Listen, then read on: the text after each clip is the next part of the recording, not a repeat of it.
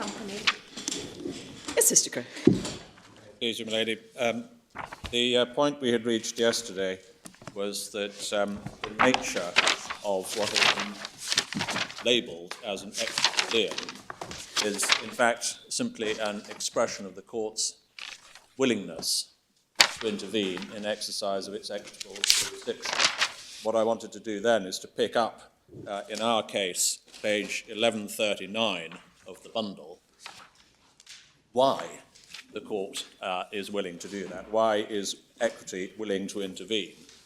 And the 2 points that we seek to make in paragraph 10 of our case are that the policy of the law is to protect a solicitor's lien, not because solicitors are some special class who deserve a bespoke form of debt collection service from the court, but because it is part of the public interest, particularly because long before conditional fee agreements were ever invented, it was well recognised by the courts that solicitors often needed to act for clients, or clients needed solicitors to act for them, in circumstances where the client would not have the funds to pay a solicitor's fee, other than from the proceeds of a successful action.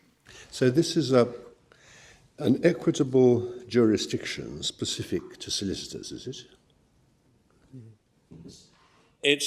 The extent to which it may be available to counsel has been toyed with. Or to lawyers? I'm sorry? To lawyers, anyway. It seems certainly to be available to at least one side of the profession. Lawyers engaged in litigation as well. Yes. That's the class we're That's talking the class, about. exactly. I mean, why should equity devise a special proprietary right? Because I think we established yesterday that it was a proprietary right. It's a charge. No, my lord. In certain circumstances, it may take the form of a charge, but we will get on in a few pages to the nature of the remedy and the breadth of the remedies that the court can devise in order to serve an important public interest. And the important public interest, as we suggest in paragraph 10 here, is that it provides an extremely important form of reassurance to solicitors, encouraging them to take on work for clients who are the least wealthy members of society and who do not have the funds to put their solicitors in funds up front. The solicitor is then essentially working on the case on credit. Why would a solicitor take that business risk? Because he knows at the end of the day, if the claim is successful, he is going to be able to ask the court to exercise some kind of remedy. And as I say, we will come to the different forms of remedy that can be fashioned to deliver the result. He can ask the court to fashion a remedy to ensure that he does get costs out of the successful fruits of the litigation. And that is an incredibly important public interest, because what it is providing protection for solicitors, encouraging them to represent the least wealthy members of society who can't afford to put them in funds up front. But when you said the fruits of the litigation, in fact, until very recently, it was not open to lawyers to reward themselves out of the fruits of the litigation, only out of the costs that were recovered as a result of success in the litigation. Well, my lady, when you say it was not until recently possible for them to reward themselves out of the fruits of the litigation. Or even recoup, because they couldn't take a share of the damages. Well, they couldn't take a share of damages. They couldn't make it conditional on there being some fruits, but they've always been able to take payment from, it's always been open to a litigant to pay out of the fruits if the costs don't suffice for that purpose, as they very often won't. Indeed so. They could do, yes. Yes. It's not the same as having a right to No, indeed, share. indeed. But the important, the answer to my Lord Sumption's question, why should equity fashion any remedies? The answer is that it serves an extremely important public interest, in enhancing access to justice, principally for the least wealthy members of society. And that then leads to the second point in paragraph 10, which I just want to emphasize, which is that the public interest we are talking about here is not a public interest in the enforcement of contracts of retainer for the sake of enforcing contracts. It is not it's not an expression of the court's enthusiasm to enforce contractual terms. It is the public interest in encouraging solicitors to represent the impecunious members of society who can't afford to put solicitors in funds up front. And we get that from a number of cases. If I could just take you to a couple to illustrate the points that we make in paragraph 10. If we could start with the case of Bryant, which is in Authorities Bundle 1 at tab 6, if you're in hard copy, page 46, if you're in the electronic bundle.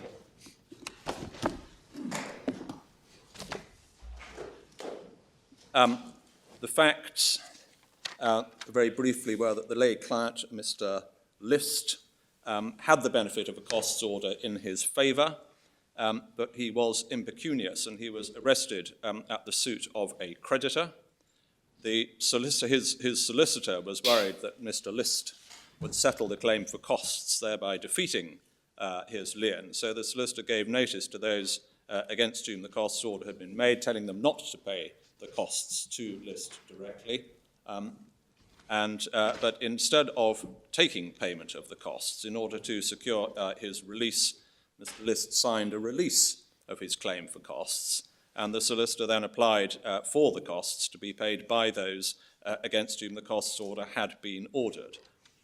And it was held in that case that the solicitor was entitled to an order for his fees to be paid by the other side, by the paying party, or by their attorneys. And one sees the order sought, one goes to the second page of the report, page 47 in the electronic bundle. About a third of the way down, you'll see the order that was sought. Bryant, by his petition, after stating, so Bryant is the solicitor, by his petition, after stating these facts, which were verified by affidavit, prayed that the sheriffs of London, Charles Bardwell, the attorneys, so the sheriffs and Bardwell were the paying parties, so to speak, the attorneys and the sheriff's officers should forthwith pay the petitioner the sum of so-and-so, the amount of his bill of costs, and also the application, and that the petition might be at liberty to proceed against any of the said parties for the payment of the same. And then argument is given, and then 3/4 of the way down the page, Sir Thomas Plummer, the Vice-Chancellor, said, "This is an attempt to deprive the solicitor of his lien for costs. These parties must be supposed to know, independent of the express notice given them previous to the release, that Bryant had a lien for his costs." I just pause there so I don't have to come back to it when we are talking about the question of notice. But the Vice-Chancellor there, although on the facts there was actual knowledge, he appears to have been indicating that presumed knowledge or imputed knowledge would have been sufficient without express notification. But this looks like whatever the vocabulary used, it looks like a charge over the shows in action constituted by the liability to pay costs under the court's order, hence the importance of notice. Well, with respect, my Lord, I don't think it is necessarily, I don't think it's either necessary or desirable to try boxing the remedy and labelling it in any particular way. If it were a charge, it's difficult to see why an order could be made, as it was here, that it could be enforced against the solicitors on the other side. It is an equitable remedy, and the remedy is at large. It is not just a charge. In some situations, if there is a fund, it can look like a charge. It might, in some situations, be described as a sort of a remedial charge. But when we move on shortly to look at the range of different kinds of remedies and the parties against whom the remedies have been ordered, it is not only ever a charge, by any means. Well, it was described as a lien, which is another form of proprietary or certainly possessory interest. Well, a lien It's is not simply a personal proprietary interest with respect. Well, it's a possessory interest. It looks as if they were not simply saying there is a purely personal liability here. Equity was creating an obligation to pay. That's the whole point of an equitable remedy. It is making somebody do something that the law doesn't. Mm-hmm. That is precisely why it is so important to bear in mind. That's why I started by emphasising that the nature of the jurisdiction is an equitable remedy. It is not a form of enforcement of a contractual liability.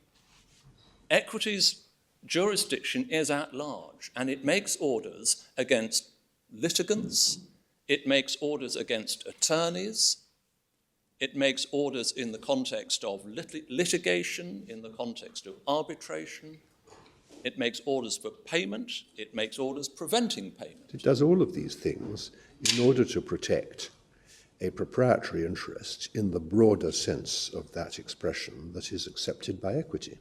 With the greatest respect, it is absolutely not doing that. There is no proprietary interest created by a solicitor acting for a client and generating a benefit for that client on the basis that he would be paid. That creates no proprietary right at all on the part of the solicitor. The factual basis upon which the earlier cases have always been decided was inevitably that solicitors then only ever acted under a contract of retainer under which they would be paid. So the assumption was that there would always be a contractual obligation of the client to the solicitor. But we will come on to see that that is not the sine qua non for equity operating. Lord, so if I could just finish with the decision here. We've seen the point about notice. Their conduct, the judge goes on to say, may be compared, as Lord Mansfield observes, to a debtor paying a debt after notice that it has been assigned. Though the order was personal and the costs directed to be paid to list, it was not meant, nor can it have the effect to deprive him of his lien. His meaning Bryant. I do not wish to relax the doctrine as to lien, for it is to the advantage of clients as well as solicitors, for business is often transacted by solicitors for needy clients merely on the prospect of having their costs under the doctrine as to lien.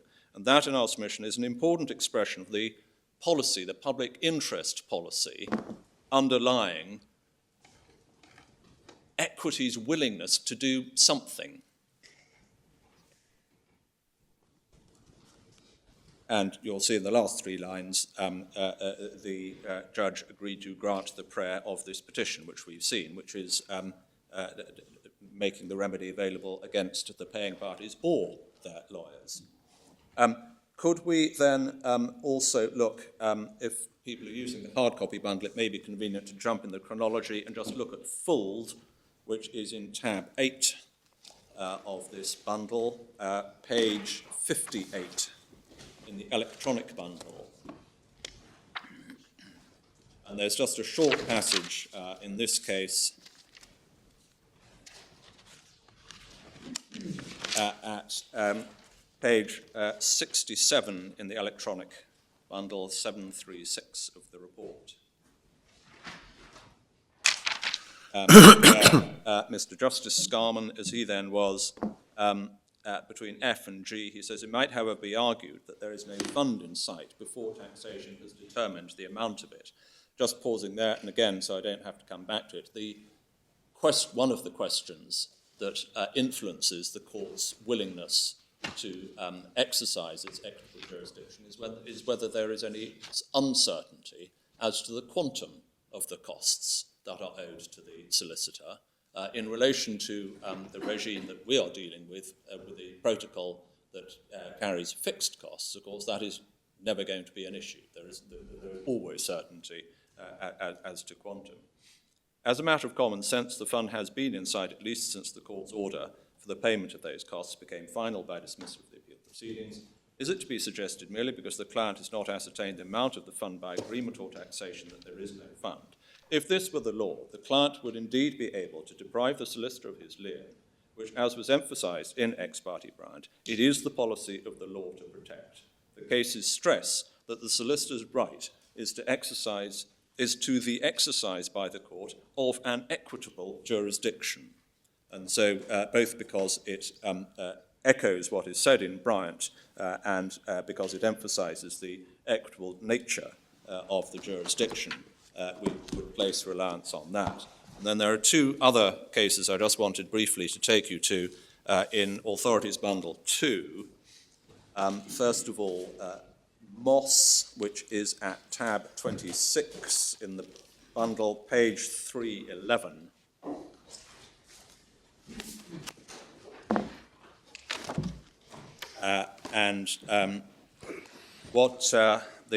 Very briefly, the facts here was there was a partnership of shipbuilders, and they employed one of their own partners who happened also to be a solicitor as their solicitor. The solicitor undertook work as a solicitor for the partnership, and he retained various papers in that connection. The shipbuilding partnership was then bankrupted, and the partnership business was assigned. And Moss, the solicitor, who was also a shipbuilding partner, Moss was owed fees by the partnership for his work as a solicitor. And the assignees of the partnership business then retained new solicitors who claimed the documents from Mr. Moss. Sorry, which is the electronic number, please? Sorry, 311. 311. It's all right. No, that's right. No, you did say 311. It's just that.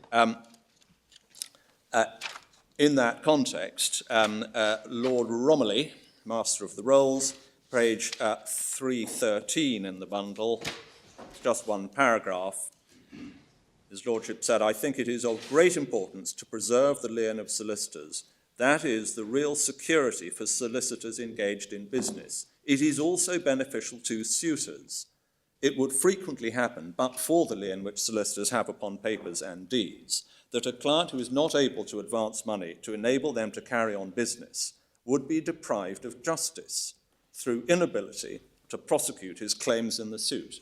And therefore, I regard it as a matter of great importance to the due prosecution of rights in courts of justice to preserve the lien of solicitors." And that, again, in our submission, is an important and clear articulation of the public interest underlying this. Mr. Crowe, we're emphasising the public interest in the context of litigation. Yes. But am I not right in thinking that solicitors have liens in other circumstances? They do, but conducting transactional work, and they have documents in their possession. That's absolutely right. We touched on this briefly, Amelie, just for your note. I don't ask you to go back to it, but the paragraph 6 of our case describes what is sometimes called the retaining lien, or the passive lien, or the common law lien, which is a possessory lien, properly so called. That is described as a passive lien because it is not enforceable. The solicitor can hang on to papers until he is paid, but that's all he can do. If the fees which he is owed are owed to him for non-litigation work, he can't go to equity and ask for equitable enforcement of his lien. He can simply sit on it, and if the client can get on without them, then the client gets on without them. Why is it described as a lien?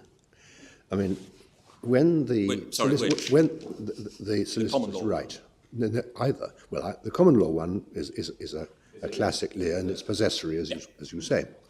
The equitable lien is exercisable even when there is no possession, yes, which is the basis on which I have suggested, you disagree, that this is in reality a charge. But if it's not a charge, which is your submission, then what is meant by calling it a lien when there's no possession?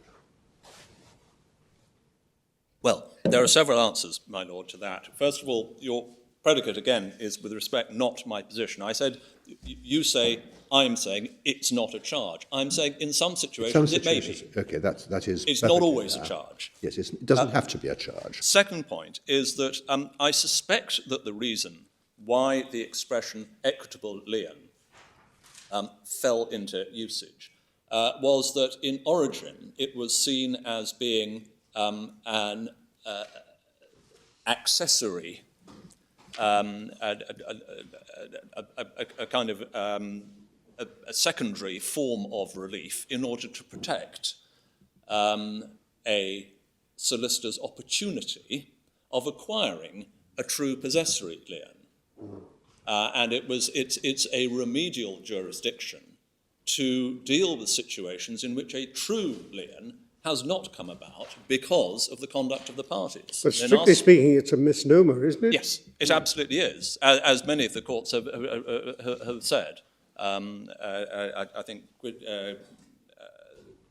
Barker and St. Quentin was the first actually to use exactly that word. It absolutely is a misnomer. But you submit that this is a purely personal jurisdiction, which is not connected with any asset, whether the asset be the shows in action or the fruits of it. It doesn't have to be connected. Yes, that's what I mean. That's right. Yes. It is an equitable jurisdiction which is unconstrained by any predetermined list of factual circumstances, and is unconstrained by any predetermined list of available remedies. The court will fashion the remedy according to the circumstances of the case. I was just going to take you briefly to Ormerod and Tate. I can't remember if I'd given you the reference. Page 344, the electronic bundle, bundle 2, tab 29 in the hard copy. So Ormerod and Tate, very briefly, the facts were that a claim had been brought in court, but the quantification of damages was, by agreement, referred to arbitration. But the lay parties then agreed a settlement without reference to the claimant's solicitor, and the defendant paid the claimant directly, and the claimant's solicitor sought an order against the against the defendant for payment of his costs. And if one can pick it up at the very bottom of page 344, we will see about 150 years ago an argument being advanced, not entirely dissimilar to my Lord Mark's argument, that the jurisdiction must proceed and precede only by reference to precedent. Gibbs showed cause against the rule and contended that the attorney's lien was confined to cases of money recovered by the judgment of the court and didn't extend to money awarded. And the rule being introduced merely for the sake of the officers of the court in derogation of the natural rights of the parties to settle their own disputes without the intervention of a third person, it ought not to be extended further than it had gone. And that was the argument that was rejected by the Chief Justice, Lord Kenyon. He says over the page, the convenience, good sense, and justice of the thing require that an attorney should have the same lien on damages awarded as if they were recovered by the judgment of the court in the ordinary course of the cause. The public have an interest that it should be so, for otherwise no attorney will be forward to advise a reference. The significance there, as I say, was that the quantification of the damages had been sent to arbitration, and the reference there to advising a reference is advising clients to arbitrate on quantification. But the points that we obviously get from that are, first of all, that the court is expressly rejecting, again, as we've seen in the case of Games yesterday, the court is expressly rejecting the suggestion that the equitable jurisdiction should be frozen in time and should be refused simply because no precedent could be identified. The test that is being applied as to whether or not the equitable jurisdiction should be exercised is expressed as being by reference to convenience, good sense, and justice. And thirdly, the main point I'm just on at the moment, which is that the public interest is what justifies equity's willingness to act. It is the public interest in ensuring that attorneys are willing to act in such circumstances. One also sees, this is a recurring feature of the way the decisions are sometimes expressed in the following sentence. One gets distinctly non-technical language. As the right of the plaintiff to release a mere shuffle. Yes. We see in other cases, we see mere juggle. And I'll come on to develop it, but just to note the point there, quite often the judgments are expressed essentially in non-technical language, precisely because equity moves against the conscience of a wrongdoer, to use an imprecise term. The function of equity is to prevent unconscionable conduct being profitable. That is what underlies almost all concepts of undue influence, proprietary estoppel. All the areas in which equity has been most vigorous are designed specifically to deal with unconscionable conduct. Unconscionable conduct is an elastic concept. It is not something that ever should be precisely defined. And it is because equity is dealing with that protean concept that the courts habitually use language talking about a mere shuffle, a mere juggle. They are simply describing something they don't approve of. And that, in our submission, when we get to the facts of this case, as I will, is exactly the circumstance of this case. But there's got to be some more solid basis of principle than simply there's a lot of this going on and we don't like it. Exactly. And as I don't want to anticipate too much, but exactly that is satisfied here, because the protocol is a regime which was established after long and careful negotiation between a number of different stakeholders, as they are called, and it came up with a regime that was specifically designed to advance the public interest by reducing costs in low-value personal injury road traffic accident cases. If something is done, as it has been done by these insurers, with the deliberate intention of thwarting one of the stated aims of the protocol, one of the stated aims, as you know from paragraph 3.1, is that the fixed costs are paid at the various stages.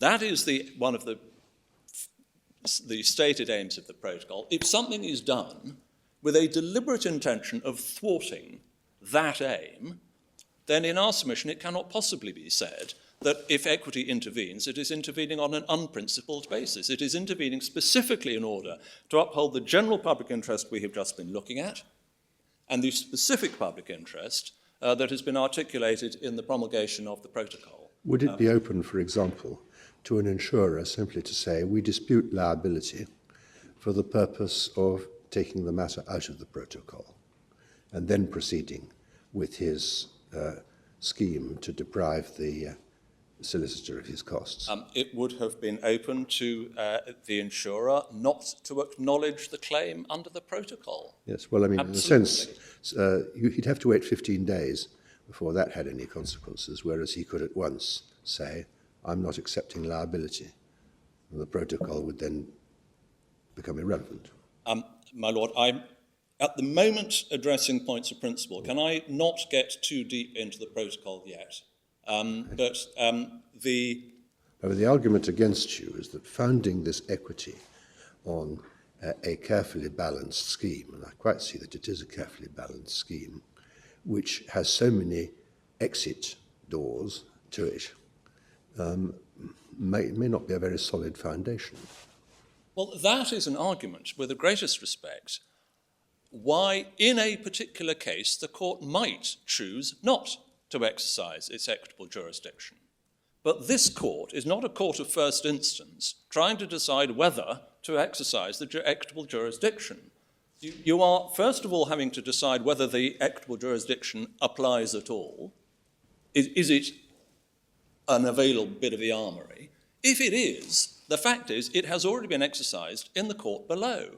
So the only question, and this would be issue 7, if you are satisfied that in principle the equitable jurisdiction is an available part of the armoury. The only question then is not would you choose to exercise it on the facts of this case, but whether the Court of Appeal so urged that you should interfere. Mr. Crowe, that's not the point of my question.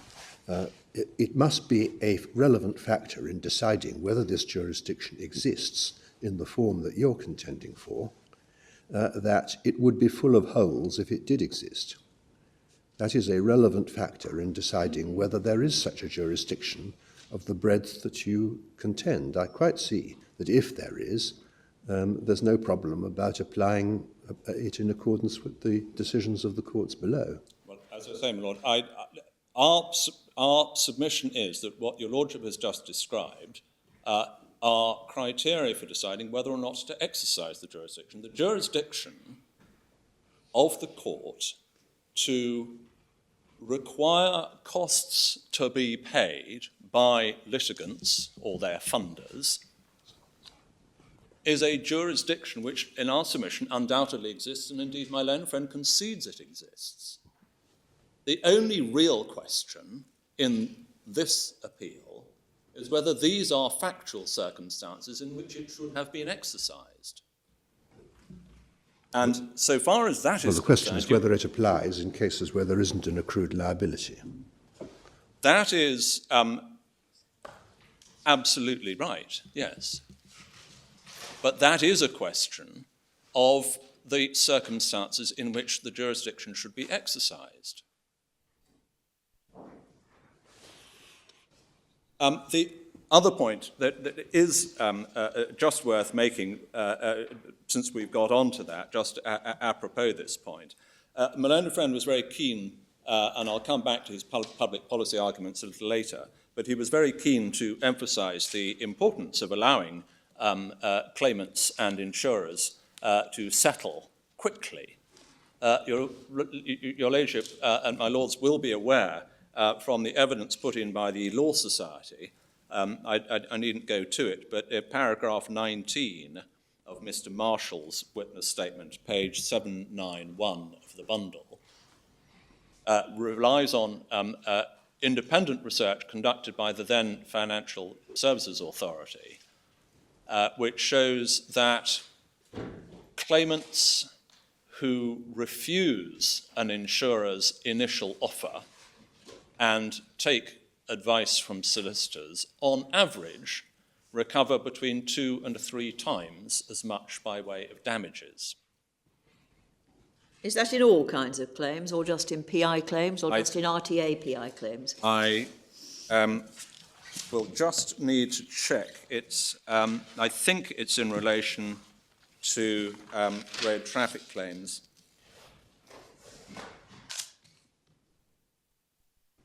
Marshall says, in 2013, the Society ran an advertising campaign for 2 months, Don't Get Mugged by an Insurer, highlighting the risks of third-party capture, promoting the use of solicitors in settling personal injury claims, and citing research undertaken by the then FSA that accident victims who turn down an insurer's initial offer and take legal advice from a solicitor get, on average, 2 to 3 times more compensation. So it appears to be PI claims generally, not just RTA claims. Or accident claims. Yeah.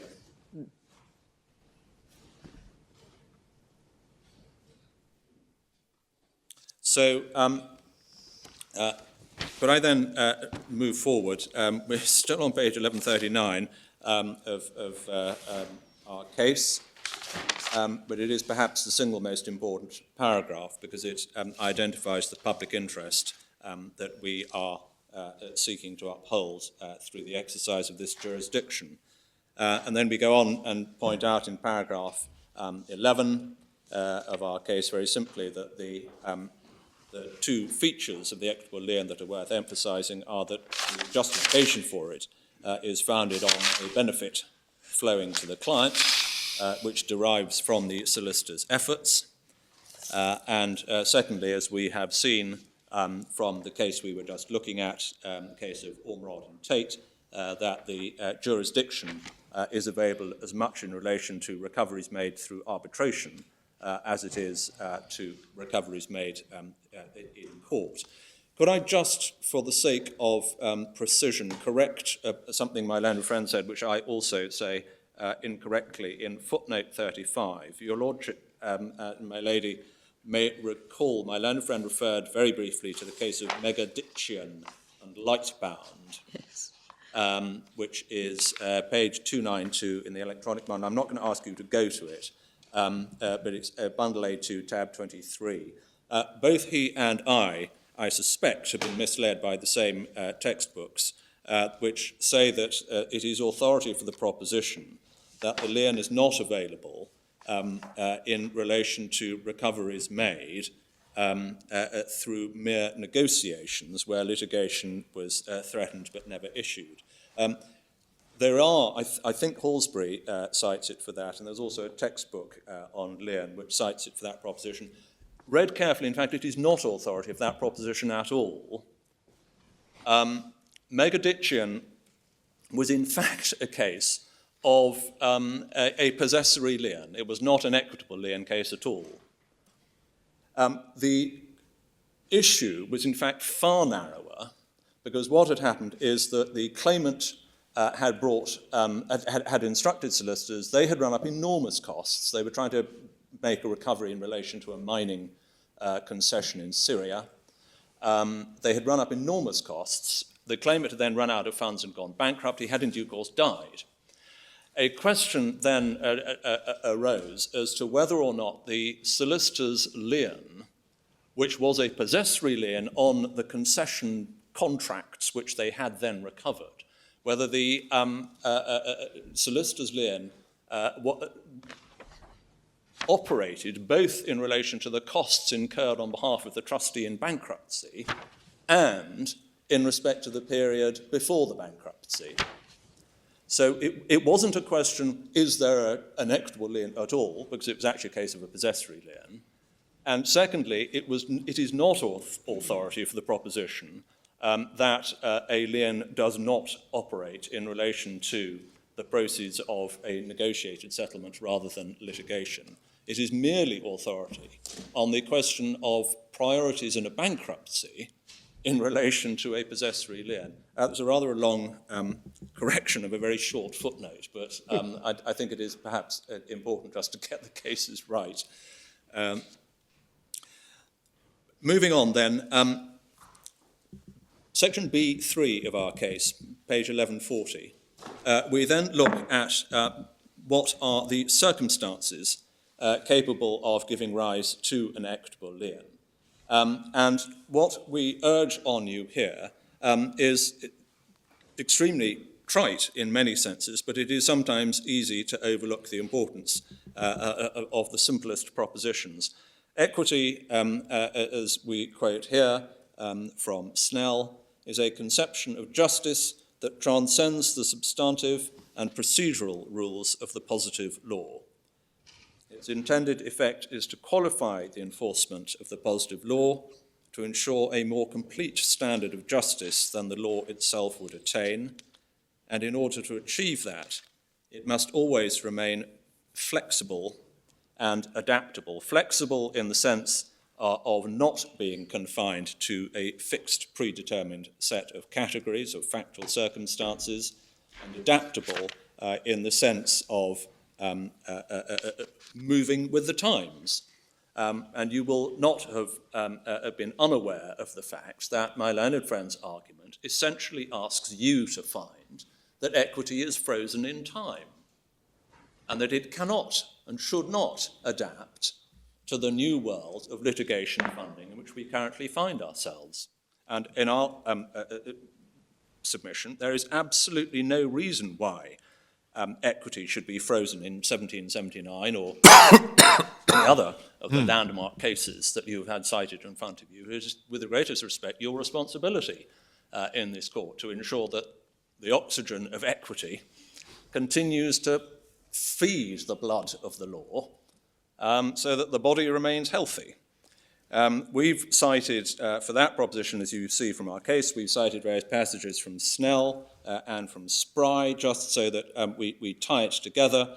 You may recall that the Law Society have also cited an authority which we didn't, which was the Rank Films case. I don't ask you to go to it, but just to tie it in. at the appropriate point in the development of our argument.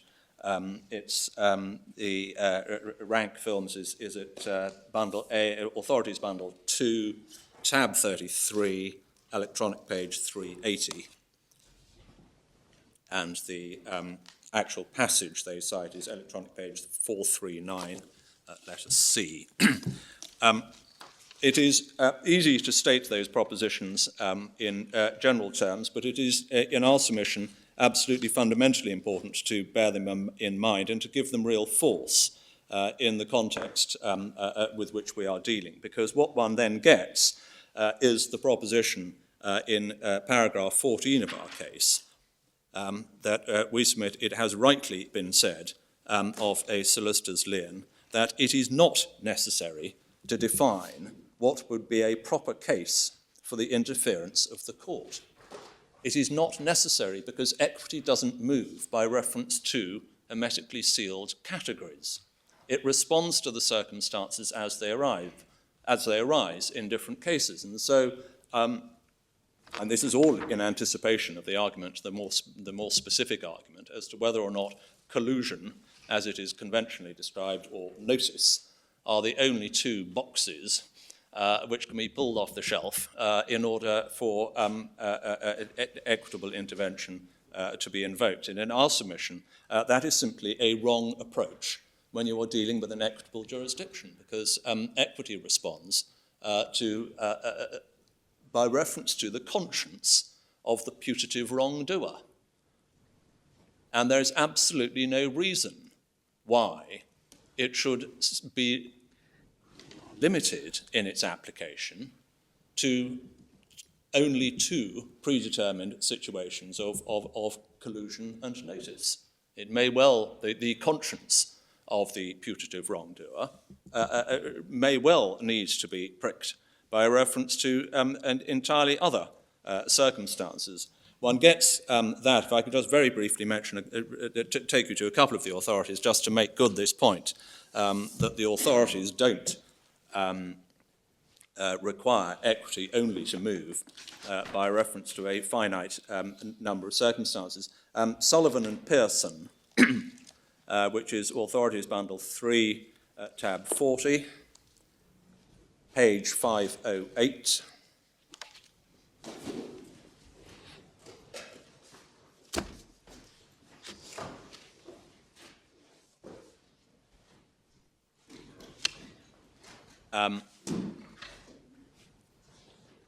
And you'll see page 156 of the report, page 511 electronically, Mr. Justice Blackburn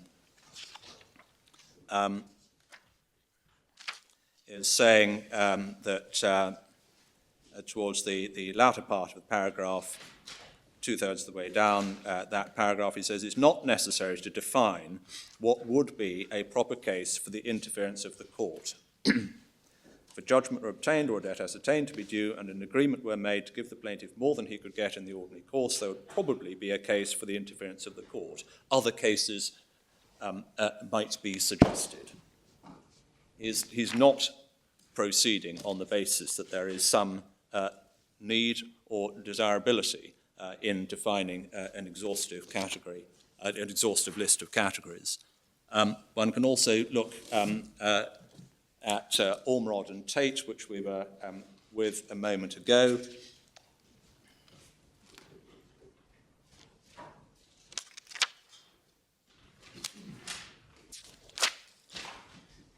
Where, and I don't think we need to go back to it, but as you will recall from the short passage we were looking at, the judge there was talking about the convenience, justice, and good sense of the case, and was talking about the circumstance in which equity was encouraged to move as being a shuffle between the plaintiff and the defendant.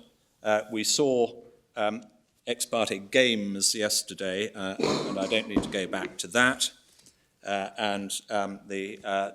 Perhaps another one worth looking at in this context is Carnes, which you will probably have looked at already a few times, but just for your note, the particular paragraph that is useful here, Carnes is Authorities Bundle 1, tab 17, and the relevant paragraph is paragraph 12. I don't necessarily ask you to go to it, but it's page 214 in the electronic bundle, where Sir Stephen Sedley refers to the case of Fools, stressing the readiness of the court and the breadth of its powers to safeguard a solicitor's entitlement to recover his costs.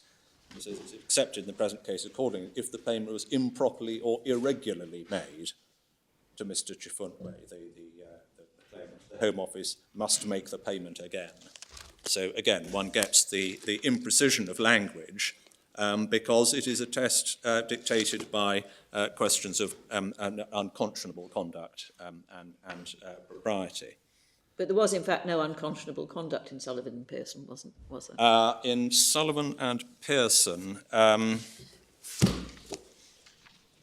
just to remind myself. Well, I'm looking at the head note, and it says that the plaintiff's attorney was not entitled to compel the defendant to pay his costs because the result of the proceedings was doubtful, there was no existing fund which any lien had attached, and the settlement was not shown to be fraudulent. No, absolutely. And on the facts, that's absolutely right.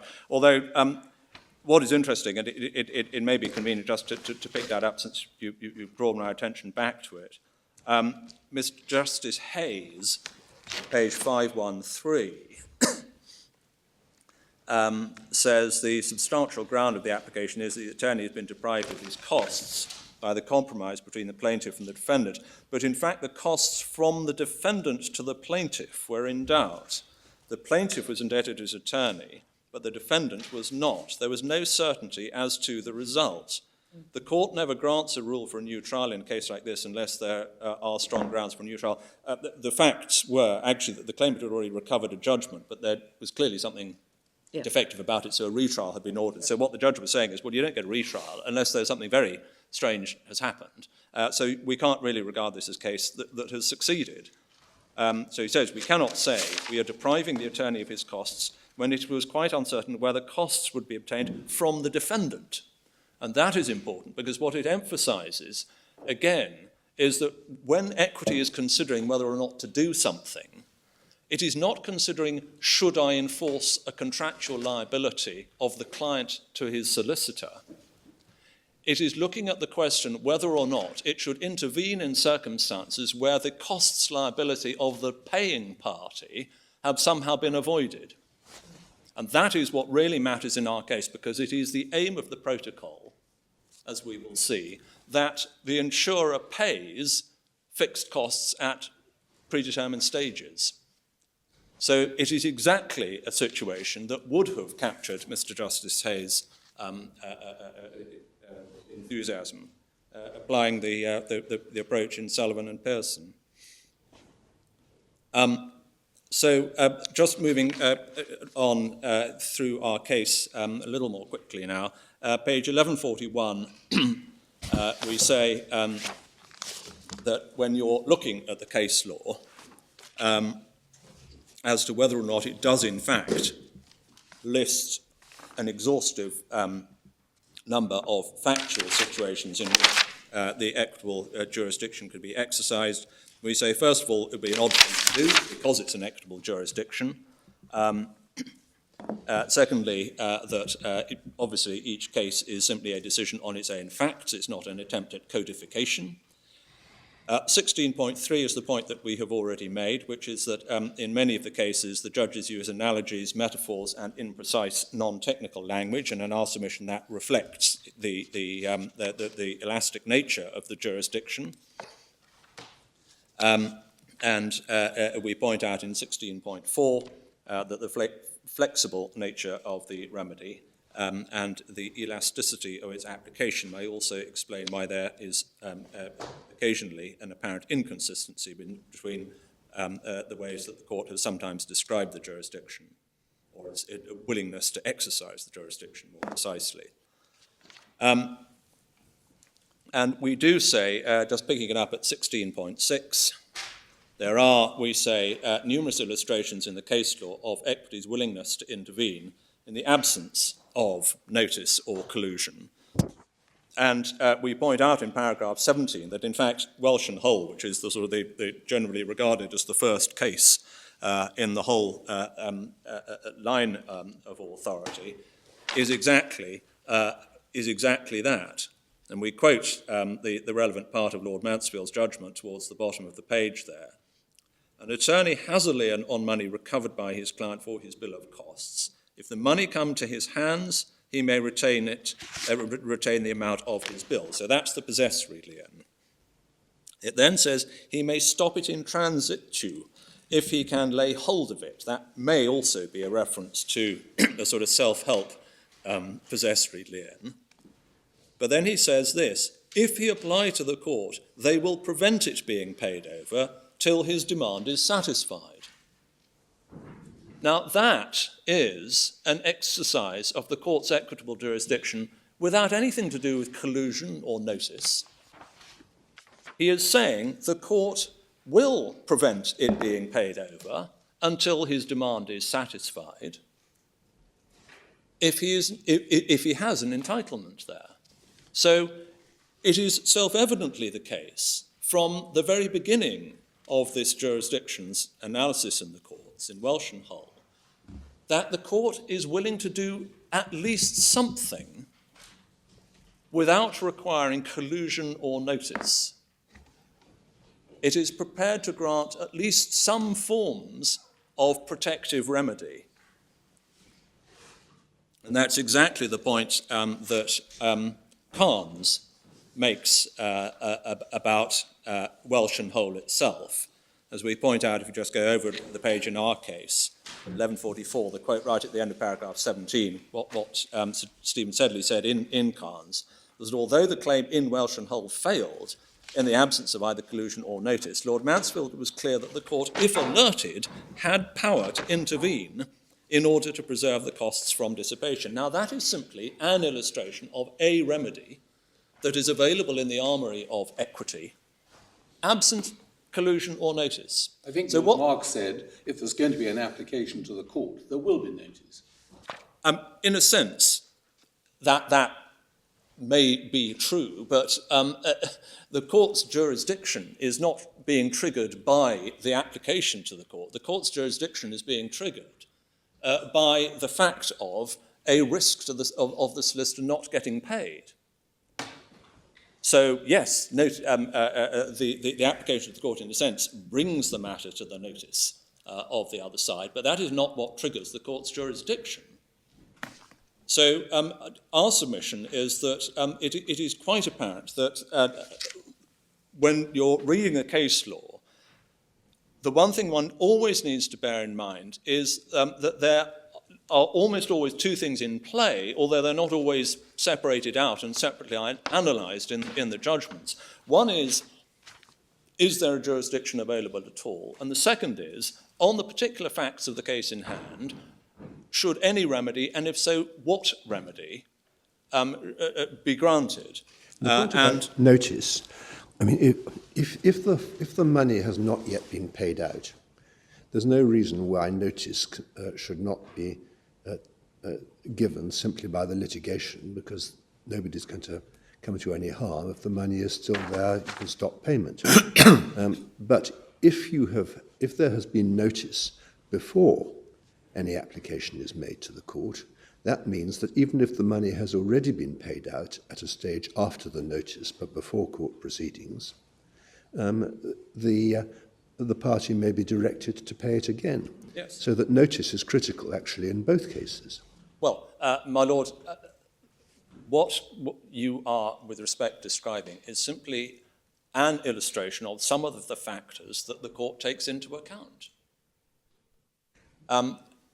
Notice may be relevant in relation to conduct that occurs before the proceedings are issued, before the attempted recovery is issued.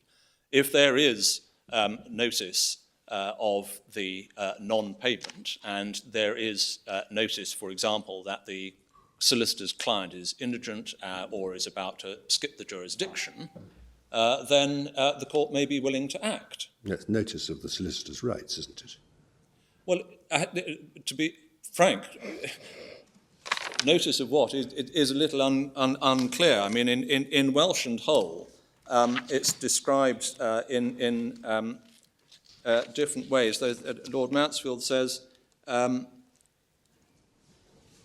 Solicitors' application goes to the extent of controverting the validity of a payment of the whole debt and costs to plaintiff without the privity of his attorney. It would be too much to say that a defendant shall not transact the business of a cause with the plaintiff himself in a case where there has been no notice not to do so from the attorney, either express or implied. So what he appears to be talking about there is not actually notice of his lien or of an indebtedness, but notice, don't do business with my client directly. It's notice of an arrangement between the client and the solicitor, which would be defeated by what the third party proposes to do.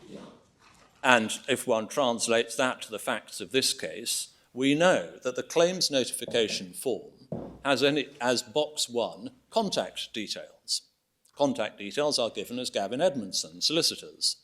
That is notice to the insurer to respond electronically to Gavin Edmondson. It is notice that he is acting. The claims notification form informs the insurer that Gavin Edmondson is retained under a conditional fee agreement. The claims notification form is served under a protocol which specifically provides for fixed costs at fixed stages. What has happened in these cases is precisely what the protocol was intended to achieve, bar the payment of those costs. Stage 1 of the protocol is designed to establish whether or not the insurer is in principle willing to make a payment. Stage 2 is designed to see whether the solicitor agrees the quantum of whether the insurer agrees the quantum of the payment. In these cases, exactly that has happened. The solicitor has agreed to make a payment. He has agreed the quantification with the claimant. Precisely the benefits of stages 1 and 2 have been achieved. Quite deliberately, the insurer has avoided the quid pro quo of using the protocol. He's acknowledged the claim under the protocol, except in the case of Mr. Tonkin, which is an outlier. He has got to know the name, contact details, nature of the injury, and therefore can give a good guesstimate of an attractive offer, all from the information provided by the efforts of Gavin Edmondson Solicitors, which have been logged onto the portal. So the vice in this case, and why it is unconscionable, is essentially because the insurers have essentially delivered the benefits of the protocol regime, but saved themselves paying up the quid pro quo of settling the costs. They have taken the advantage of the work that Gavin Edmondson has done in logging on the details of the claim, the accident, the nature of the rehabilitation required, and so on, which goes on to the claims notification form, and they have simply bucked the regime and made an offer behind the backs of the solicitors. And in our submission, if a regime has been established in detail, specifically in order to reduce the costs of personal injury claims in low-value road traffic accidents, it is a matter of the highest public interest that that regime should be upheld. And it may well be a short-term cost gain to the insurers to make an offer behind the backs of the solicitors who they know are acting and who they know are acting on a conditional fee agreement. But the necessary result of that is that the regime is not being operated according to its tenor. Well, would you go so far as to say that the integrity of the protocol is being compromised? Absolutely. That is absolutely the point. And as we point out, there's one of the informed commentators has described the insurer's conduct as being astonishing. Not, I think, in a good way. And we point out right at the end of our case, but I'll mention it now since we've got onto this theme, if my learned friend's arguments were all correct, his clients should be proud of and would be continuing what they were doing in relation to these claimants. But that is absolutely not what they have done. First of all, they deceived Gavin Edmondson, because when Gavin Edmondson first found out about these direct approaches, the insurers wrote apologising and pretending it was a lapse from their normal standards. We will have to look at our processes, they said.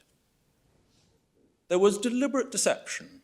Second, it then emerged at trial that, far from being a lapse, this was actually a policy of the insurers. They were actually encouraging their staff to make these direct approaches. They actually had an established policy of subverting the protocol, using the information that's provided by the protocol in order to make direct approaches to claimants. My lady somewhat teasingly said yesterday, both sides are clearly taking this very seriously. One can see why, because the insurers admitted in their notice of appeal the consequences of the Court of Appeal's decision for Haven alone are likely to be multiple claims amounting in aggregate to millions of pounds from other solicitors in Edmondson's position. So they are saying, that was one of the reasons why they were urging this court to hear the case. They were trying to make, in a sense, a virtue of the widespread nature of their own abuse of the regime. And indeed, the language they use, I don't know if this is true or not, but the language they use suggests that other insurers were doing the same, because they say the consequences of the Court of Appeal's decision for Haven alone are likely to be millions of pounds. So what we are looking at is a situation in which the stakeholders got together under the Rules Committee and established a detailed code balancing the interests of claimants, insurers, PI solicitors, in order to come up with a regime which served the public interest. What has been done in these cases is a deliberate attempt to thwart that balanced package. It is, with the greatest respect, ambitious for my learned friend to say that thwarting that balanced package is in the public interest, because the public interest has already been debated and ascertained and embodied in the protocol.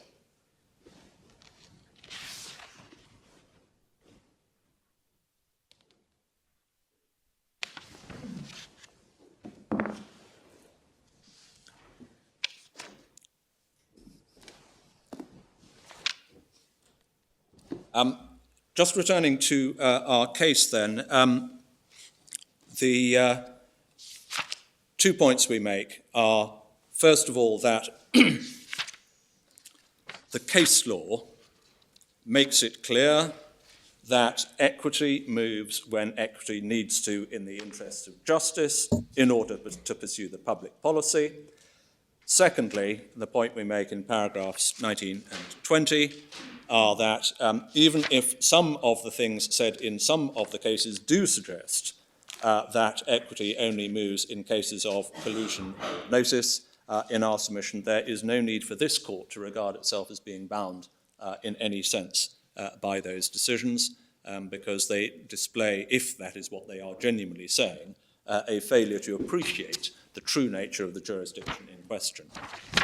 What we then do in paragraph 21 of our case, going to page 1145, is to try to identify the kind of factors that are likely to be relevant in the exercise of the court's discretion.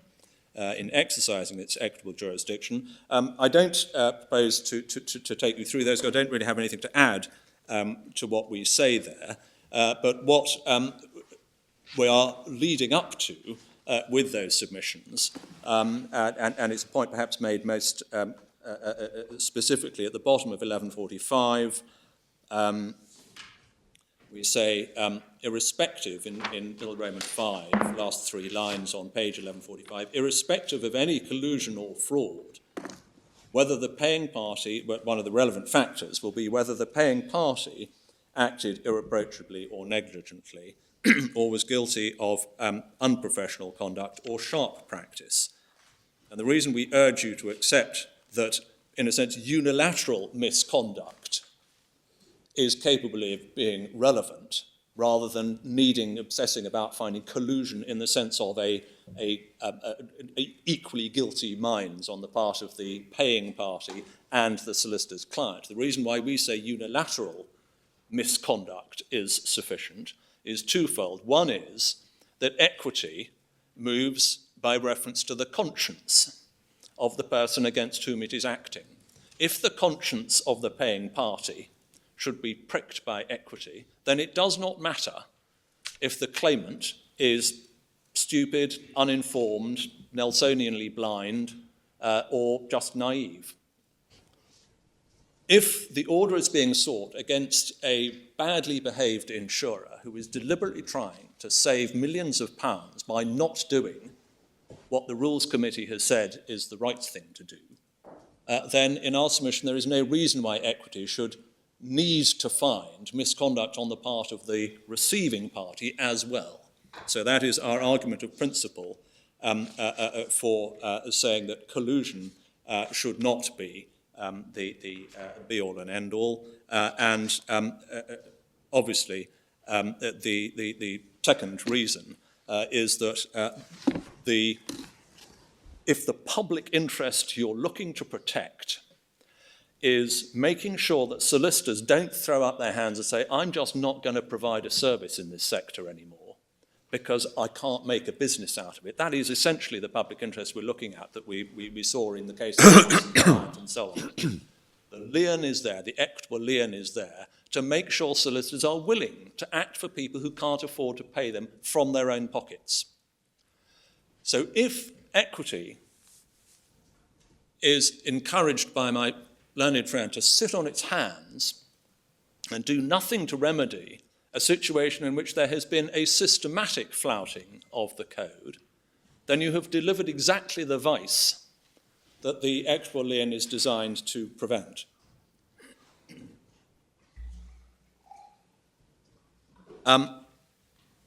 We then move on, page 1147, to the next aspect of the equitable jurisdiction, which is the nature of the equitable remedy. And I don't need to spend long on this, but all we wanted to do in paragraph 24 was to point out the enormous range of different remedies that have been fashioned over time. It is not simply a question of, as in breach of contract, you award damages. It is an equitable remedy in its true sense of being a jurisdiction exercisable in order to achieve a public interest, driven by the demands of justice in the context of litigation or its approximate half-brothers and sisters in terms of arbitration and so on. It is an entirely open, textured jurisdiction, and we've listed 10 different kinds of orders that have been made or contemplated in paragraph 24 of our case. I won't go through them, but you will see that it ranges from, at one extreme, a merely prohibitory order requiring a payment not to be made directly to the claimant until a solicitor has been paid, to the other extreme of positively requiring a second payment to be made after a claimant has already been paid damages and costs. Parties have been made to pay again. Now, the gravity of the misconduct the court will look for will inevitably dictate where in the spectrum, if at all on the spectrum, the remedy is fixed. We can quite see that if a defendant has paid damages and costs to a claimant, it would be a very harsh result to make him pay the costs again to the claimant's solicitor.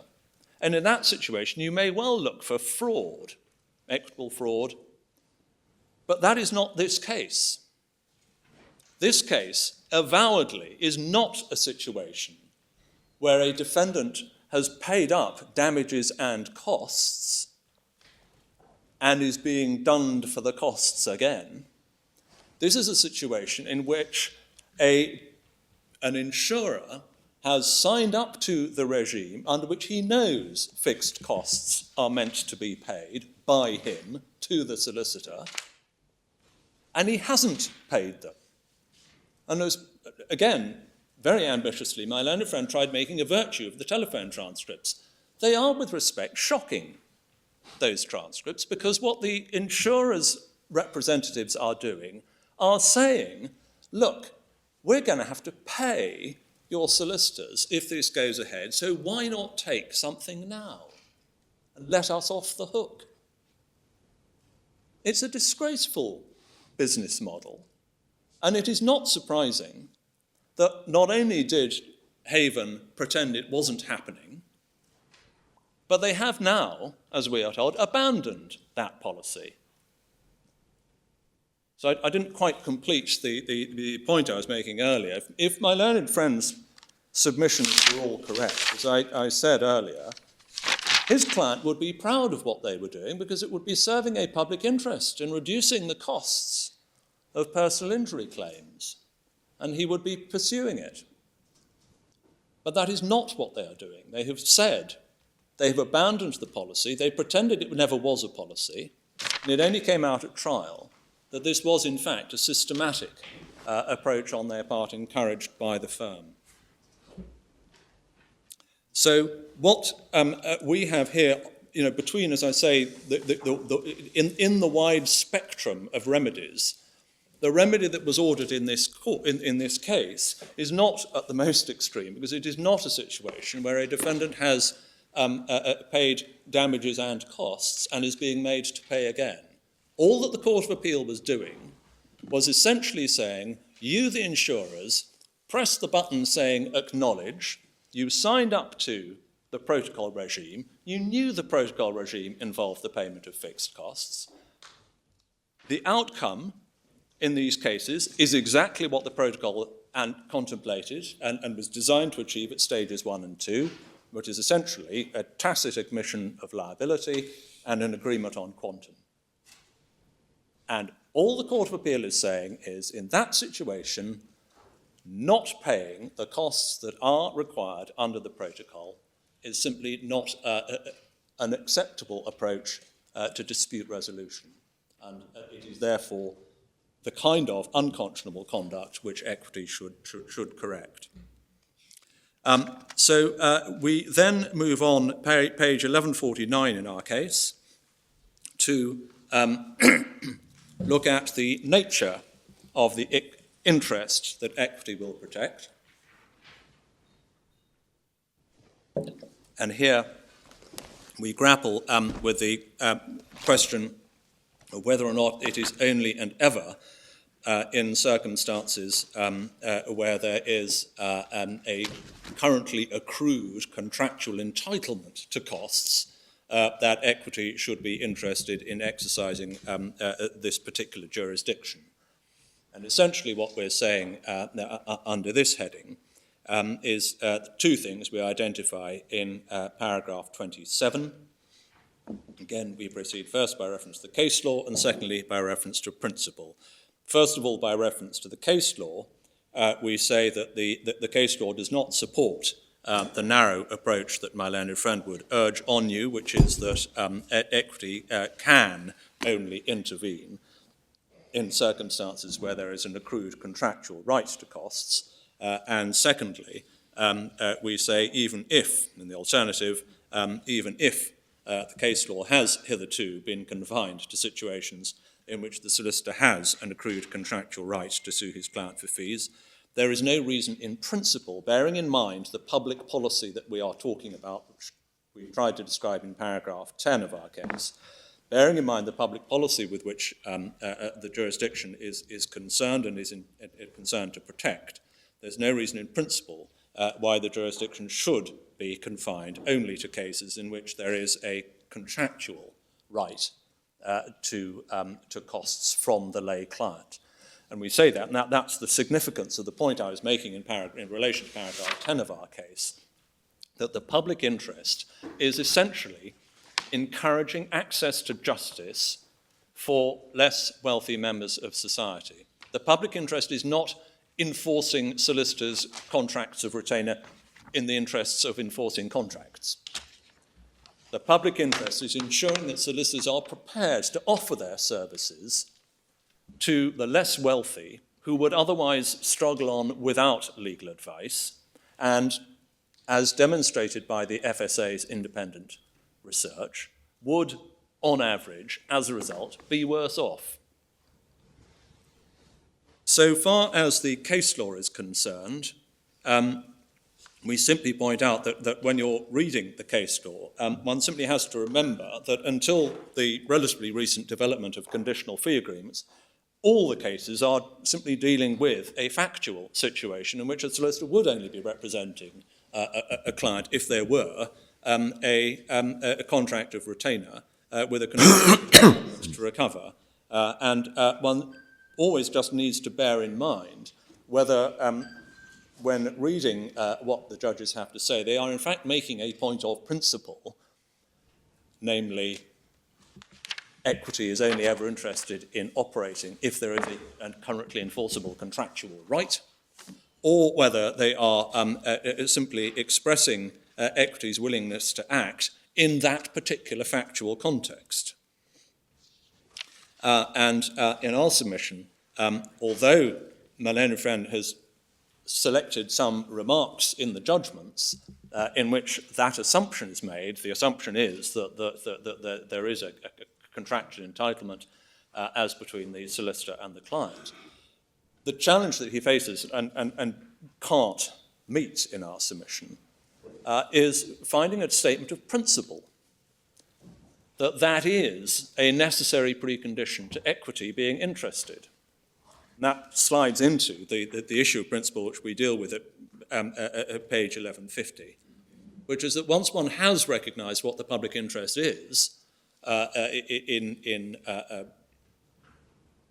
allowing equity or encouraging equity to exercise a jurisdiction in this context, there is no reason in principle why the jurisdiction should only be exercised in the context of a currently accrued contractual right between the solicitor and his own client. Because we are in a world in which the indemnity principle has been abrogated in certain respects, and as we know in relation to this particular protocol, a regime has been established under which it is specifically intended that costs are paid from the insurer to the solicitors, as my Lord Justice Briggs, as he now isn't, said in the JC&A Solicitors and Iqbal case. That is what the protocol actually contemplates, a direct payment from the insurers to the claimant's solicitors. And that but does not the solicitor's right to retain that payment for himself, rather than to account to his client for it, depend upon him having a right, as against his client, to payment of costs? Yes. Yes. It may well do, my lord. And if that's right, then I know that you're going to come to the question as to what the implications of the client care letter are in due course. But why do we need to take up time contemplating a situation where a solicitor might not have such a right, if the way in which the protocol works is that the solicitor's right is what enables him to keep the payment that comes to him as a result of compliance with the protocol? Well, Lord, I completely accept. If that is your Lordship's analysis, then I don't... Well, it may or may not be, but at the moment I'm troubled. I can't at the moment understand on what other basis a costs payment made to the solicitor under the protocol, which will be basic costs, disbursements and success fee, could be retained by him unless he had a right to do so against his client. Well, yes, I mean, part of the answer, part of the process of answering that would involve analysing where that right might come from. I mean, the protocol might be regarded as being the thing that confers that right, because that is what the protocol delivers. The Law Society's analysis, you may... What does the client know about the protocol? I'm not sure on the facts. I cannot say an answer to that. But if he doesn't know anything about the protocol, it's quite difficult to see how the protocol itself confers that as a contractual right. Well, that is one of the issues that we get onto under issue 1, as to whether the protocol does in fact operate, as we have suggested, as a bilateral agreement between the claimant solicitor and the insurer, or as the Law Society has suggested, is in fact as a tripartite agreement involving the claimant solicitor, the claimant and the insurer. Well, we'll get to that in due course, as I understand. But subject to the client care letter issue, why can't you say that there's a contractual entitlement under the conditional fee agreement? We can, and we do. The only hesitation about that is that your damages haven't been computed by reference to the conditional fee agreement. Yes, there is a mismatch, I think, between the fixed fees in the standard form Law Society terms, because I think... correct me if I'm wrong, the basic fee payable under the conditional fee agreement would be referable to hourly work. No. Wouldn't it? No, it's not, actually. It's by reference to the standard terms of the Law Society's conditional fee agreement, which is to be found in, it's on page 1284 of the bundle. The reason there's a mismatch is not an hourly rate, it is actually a fixed fee regime. Basic costs are, as you'll see at the top of page 1284, in RTA cases, you see basic costs are... I see. But it would come out differently. The trouble is the numbers would be different, simply because I'm sorry to say that in this particular case, as you'll see from the very foot of the page, the solicitors were using the Law Society's 2005 standard terms in 2012. The protocol regime came into operation in March 2010, and it put in a place a regime. Matters are perhaps either clarified or complicated by the last few words of that paragraph we were just looking at, where it says these costs are fixed by the civil procedure rules. The civil procedure rules are amended from time to time, and as at 2012 would have in fact included for this kind of claim the fixed costs that would be appropriate for the protocol. My lords, my lady, can I then... When we get to the substance of this, you'll no doubt help me, if you can, by explaining how, if your CFA with the client entitles you to, say, £800 of costs, and you get a fixed cost payment from the other side's insurers under the protocol of twice that, how you can hold on to the whole amount of it as against your client. I'm not sure I need to answer that, because I think the numbers work the other way around. Oh, maybe. Well, it'll help me to see. I think, in fact, the protocol entitlement is less than the figures in the 2005 standard terms. So I don't think that problem arises. Can you help when we get... I will try and think of an answer to that hypothetical situation. Could we then... I don't recall that you pleaded that you had a direct claim against the insurers on the basis of the protocol to the costs as laid down in the protocol. That's not how I recall your pleading. history of the pleading was that originally the claim was brought for, I think, inducing breach of contract and interference with economic interests. The reliance on equitable intervention by the court was then added by amendment. I think that the relief was equitable intervention without... But this alleged tripartite contract, which the Law Society's come up with, yes. I don't think you based a claim on that, did you? Or any direct sort of kind of quasi-statutory right created by the Rules Committee, which is what you seem to be arguing for now. I'm sure the Rules Committee would be really interested to think that that's what they were creating.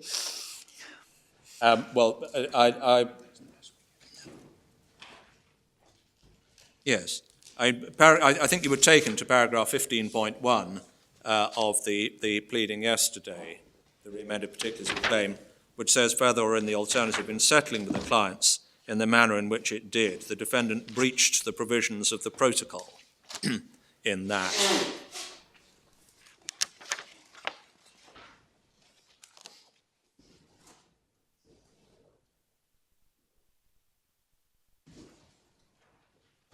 So, and on that basis, equitable interference was Well, that's the basis on which you're asking for it, because yes. they were naughty in your view.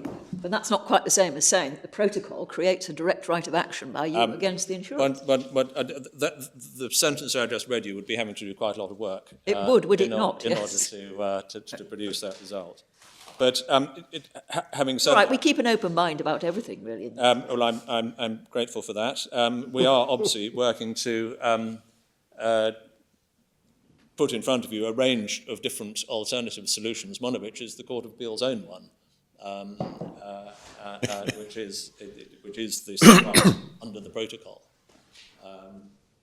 Can I then move on to page 1153 in our case, where we deal with the protocol? And I think move through this slightly more quickly because I've anticipated a certain amount of what we wished to say in response to some of your questions, my lady. So page 1153, we point out the clear public concern about the cost of civil litigation generally, the pressure that's applied in relation to the public purse in terms of legal aid, and the various initiatives that have been developed, such as conditional fee agreements. I'm not going to take you to them, but there are 4 cases in the bundles which provide some useful background, well actually 5 really, which provide useful backgrounds to this. And could I perhaps just invite you in due course to look at Hollins and Russell, which is bundle A1, tab 12, page 99, the electronic bundle. Nizami and Butt, authorities bundle 2, tab 27, which is electronic page 316. Lamont and Burton, authorities bundle 1, tab 19, electronic page 234, and finally Kilby and Gowith, authorities bundle 1, tab 18, which is electronic page 221. Is the public concern about the cost of civil litigation based on concern that the procedural requirements of litigation inevitably involve complex efforts by lawyers, which inevitably costs a lot of money? Is that the source of the public concern? Or is the source of the public concern that the lawyers are charging too much? Or both? I strongly suspect there is at least an element of both. I would probably need to inform myself about what went into the negotiation of the protocol before answering any more than that. But I think at least some of that. But part also, I think, it is the very sensible, pragmatic attitude that we all know from experience of litigation that the moment proceedings are issued, they somehow develop a kind of momentum of their own. And without bad faith or self-interest on the part of lawyers on either side, it is the fact that litigants can often find themselves as sort of involuntary passengers on a clattering runaway train. And costs just accumulate because once the proceedings button has been pressed, the process has a sort of mechanical life of its own. I think that's really the conception underlying the protocol. It is why it's a protocol. The whole purpose of it, as again my Lord Justice Briggs said in the Iqbal case, the whole point of it is to achieve an early settlement without proceedings being issued.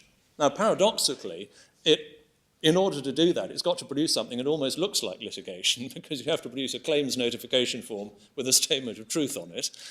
You've got to identify what your claim looks like and how much you're looking for. And in due course, you've got to produce a medical report. And you've got to produce a medical report if you don't agree at stage 2, I think. I think the point is that it is a pre-action protocol. And the idea is to stop that runaway train momentum picking up.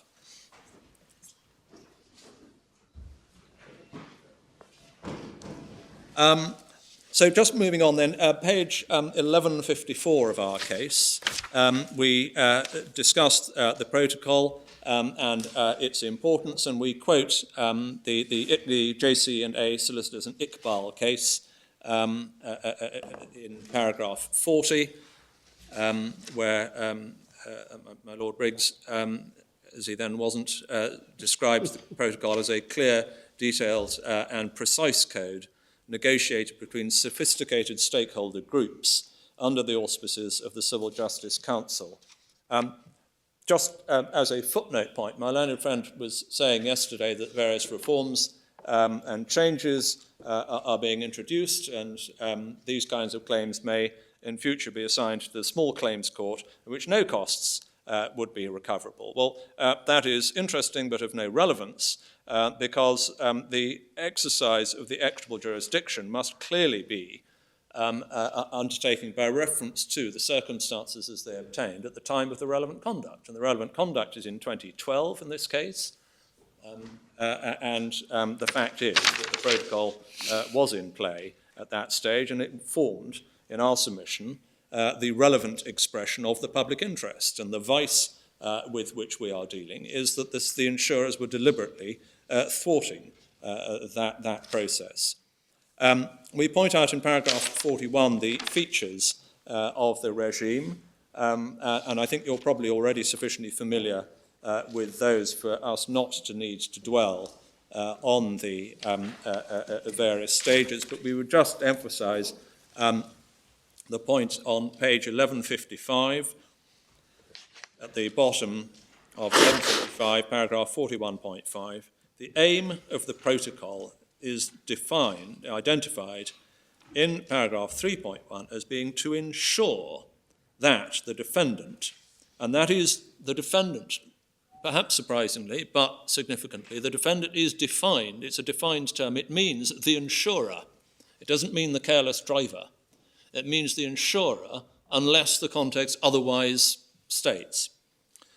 So the aim of the protocol is to ensure that the insurer pays damages and costs using the process set out in the protocol, not using some other process. And in our submission, that paragraph is really the hook upon which the exercise of the court's equitable jurisdiction is quite properly hung in this case. You've already had pointed out to you in paragraph, what we pick out in paragraph 41.6, that is that the mandatory requirement for costs at each stage in paragraph 618, stage 1 and 737 for stage for a settlement at any stage. And we finally point out, I mentioned this a few moments ago, but just to give you the reference, it's important to recognise that the wording of paragraph 3.1 specifically provides that such costs should be paid by the insurer directly to the claimant's solicitors, not that the insurer should pay costs to the claimant, leaving the claimant's solicitor to recover his fees from his own client. This has recently been expressly recognised in the JC&A Solicitors and Iqbal case. Costs are paid directly by the insurers to the protocol claimant's solicitors. We then point out the sort of narrow band, so to speak, that was covered by the protocol, that is, claims that are likely to require legal assistance but don't automatically justify the issue of proceedings because they may be sufficiently straightforward. And so it is important to bear that in mind, that the fixed costs regime under the protocol is an express recognition that legal assistance was certainly at that time regarded as being a likely and appropriate element in the processing of a protocol claim. And so as we pick up, this ties back to the wider public interest that we've already identified for the equitable jurisdiction generally, that it is not a protectionist rule, a bespoke sort of debt collection service for the benefit of solicitors. It is a public interest jurisdiction to assist in the speedy and fair disposition of claims. And so that is the point that we emphasise in paragraph 44, that there is a powerful public interest. And as I've said, the surprising thing about the insurer's conduct in this case, as we've pointed out later in our case at paragraph 102.2, is that Haven initially pretended before the proceedings began that its direct approaches to the RTA claimants represented temporary lapse from standards, and it then emerged at the trial that the staff were in fact positively encouraged to engage in such conduct. And Haven now tells us that it has abandoned that policy. All the documentary references for that are in paragraph, say paragraph 102.2 of our case. And we do just want to pick up what we say in paragraph 45, which refers, first of all, to some commentary, and secondly, to the guidance of the Behaviour Committee of the Claims Portal Limited. Claims Portal Limited is the company, the not-for-profit company that operates the portal, and it issues guidance for the benefit of the solicitors and insurers who use the portal, and its guidance is quoted there. Once an insurer or other compensator is aware that a solicitor is acting, there should be no contact with the claimant unless through that solicitor there is no doubt that this behaviour breaches the principle of treating the customer fairly under the Third-Party Assistance Code of Practice of the Association of British Insurers. What's the reference to that, please, Mr. Gray? It is in, that is to be found at electronic bundle, page 914. Thank you. The commentary is, which I would just wanted to take you to, is an article in JPIL, and that is Authorities Bundle 3, tab 62, electronic page 695.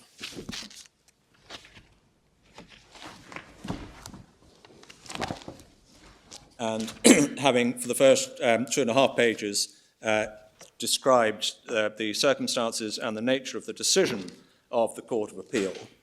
At page 697, the author says this. Who is the author? So the author is a gentleman called John Spencer, who says in the passage we're just about to look at that he was actually a member of the working party of the Civil Procedure Rules Committee, which drafted the protocol that we are discussing.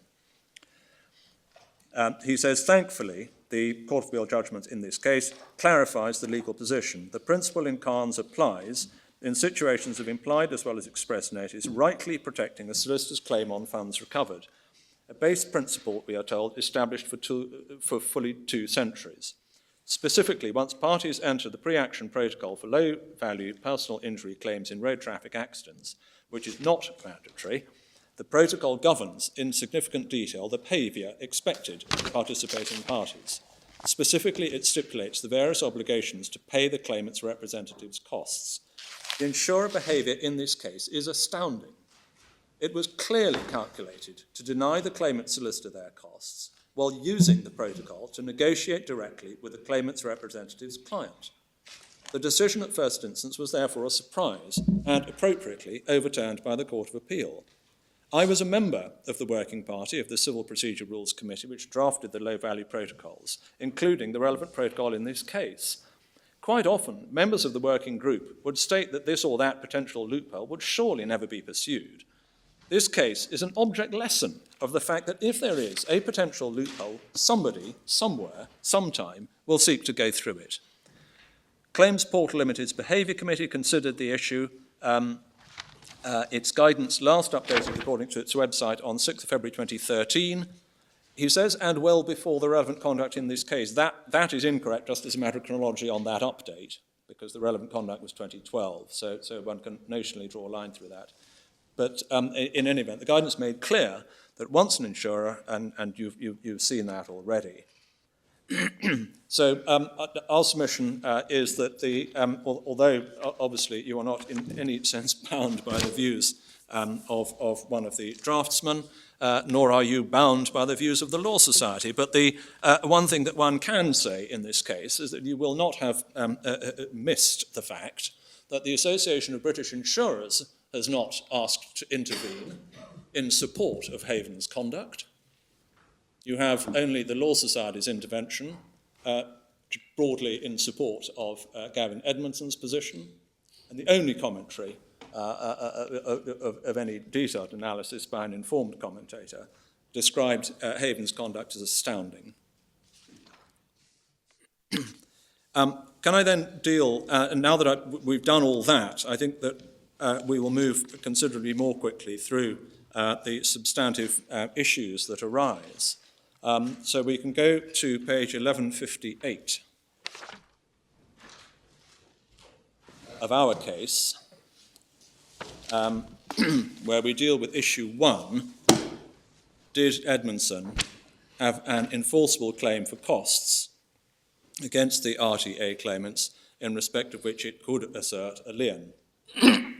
Now, the first few paragraphs here, I deal with the question of whether or not we actually need permission to run the argument. My learned friend very kindly indicated that he's not objecting to my running the argument. Could I perhaps, though... I suppose I better check with my colleagues whether they object to your running the argument. It's not just a matter of... No, absolutely not. Go for it.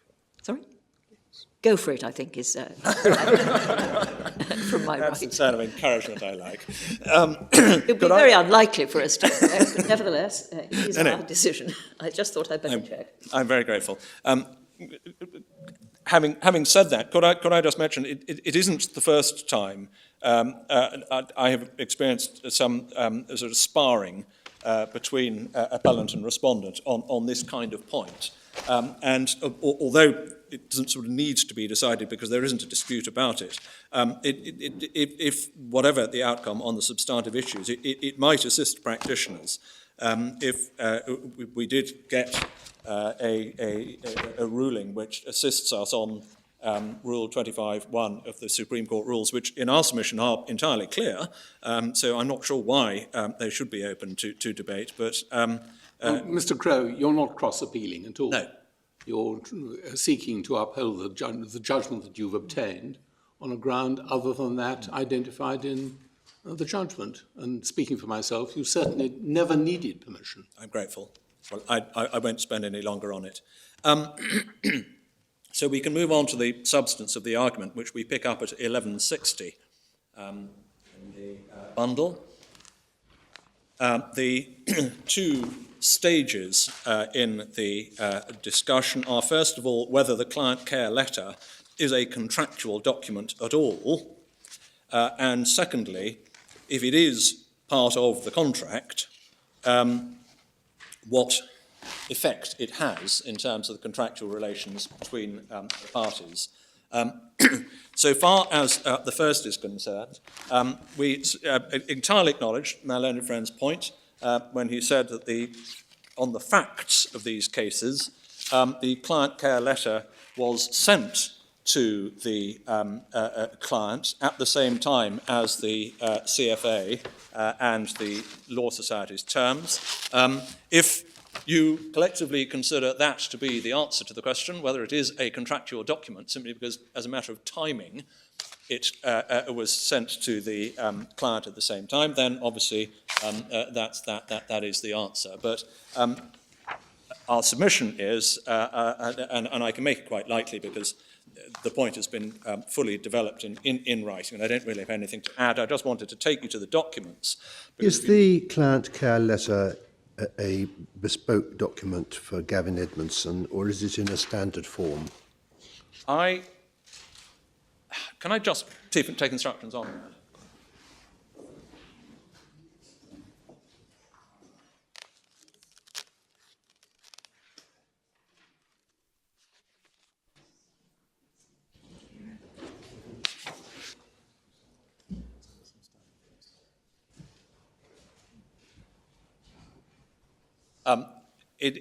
A bit of both. It's based on a Law Society template, but it's been adapted. Can you answer the question specifically in relation to the paragraph for the avoidance of any doubt? Is that part of the template, or is it part of the bespoke offering? That's Gavin Edmondson drafting. I see. Okay. If we can just very briefly look at the three documents. So starting with the conditional fee agreement, which is page 1280.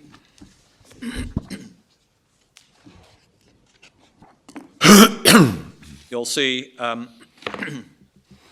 the opening words for use in personal injury and clinical negligence cases only. This agreement is a binding legal contract between you and your solicitors. Before you sign, please read everything carefully.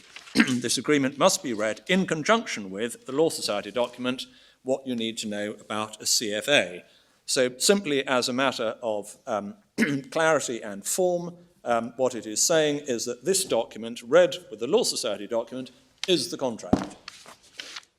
And what it says about costs, just while we're on the page, in the middle of that page, paying us, if you win your claim, you pay our basic charges, our disbursements, and a success fee. You are entitled to seek recovery from your opponent or part or all of our basic charges, our disbursements, a success fee, and insurance premium, as set out in the document, What You Need to Know About a CFA. So in terms of form, it is clearly a contractual document. It does not refer to the client care letter. It refers only to the Law Society terms and conditions as being the other thing that needs to be read as defining the contractual relationship. And what it clearly says is, under paying us, that the client is under a contractual obligation to pay. The Law Society terms and conditions are at the next document. That's page 1282.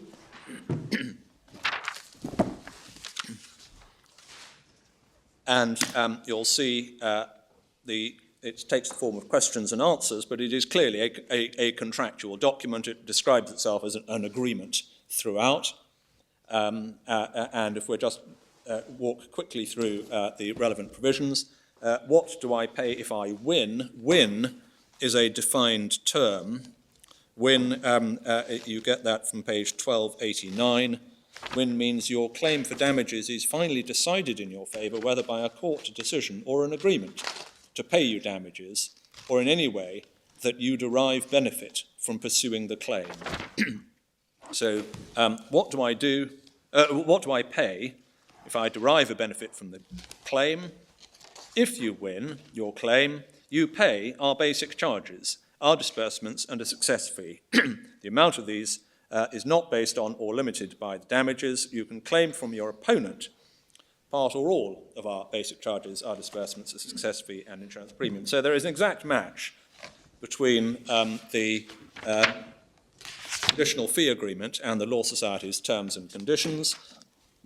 We've seen at the top of page 1284 the quantification of the charges. And then on page 1285, dealing with costs if you win, meaning if you derive a benefit from the claim. First bullet, you are liable to pay all our basic charges, our disbursements and success fee.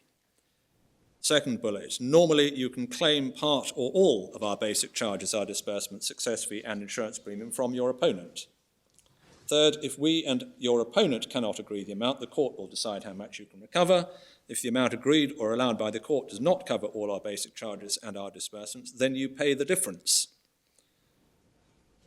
You will not be entitled to recover from your opponent the part of the success fee that relates to the cost to us of postponing receipt of our charges and our disbursements. This remains payable by you.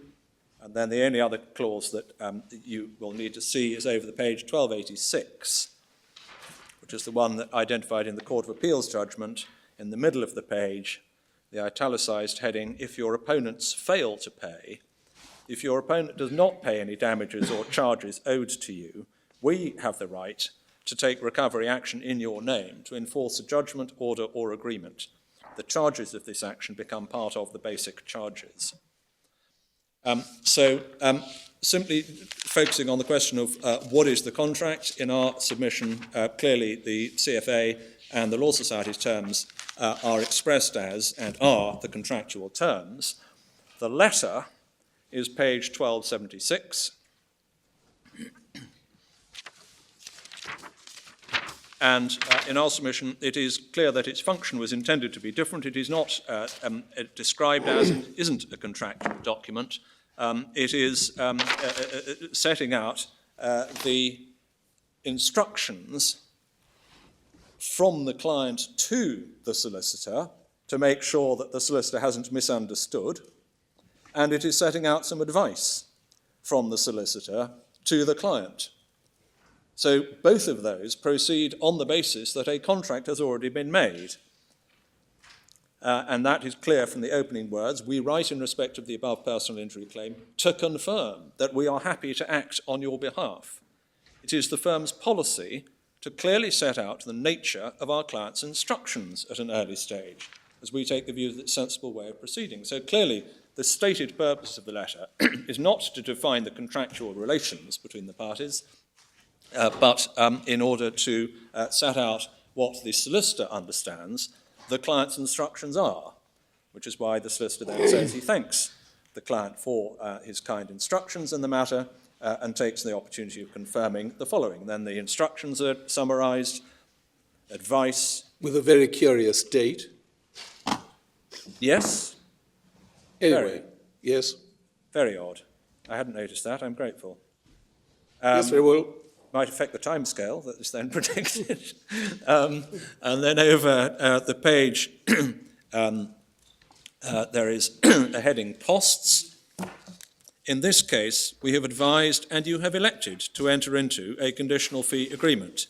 Full details of the terms of the agreement and our charging rates are set out within the conditional fee agreement and the accompanying schedules. So we submit that both the conditional fee agreement itself makes clear that the conditional fee agreement is the contract, and the client care letter makes clear that the conditional fee agreement is the contract, and that the client care letter is not the contract. It is telling the person to look at the contract for the details of the terms of the agreement. It then, we absolutely acknowledge, it then contains the words the Court of Appeal latched onto. For the avoidance of any doubt, if you win your case, I will be able to recover our disbursements, basic costs, and the success fee from your opponent.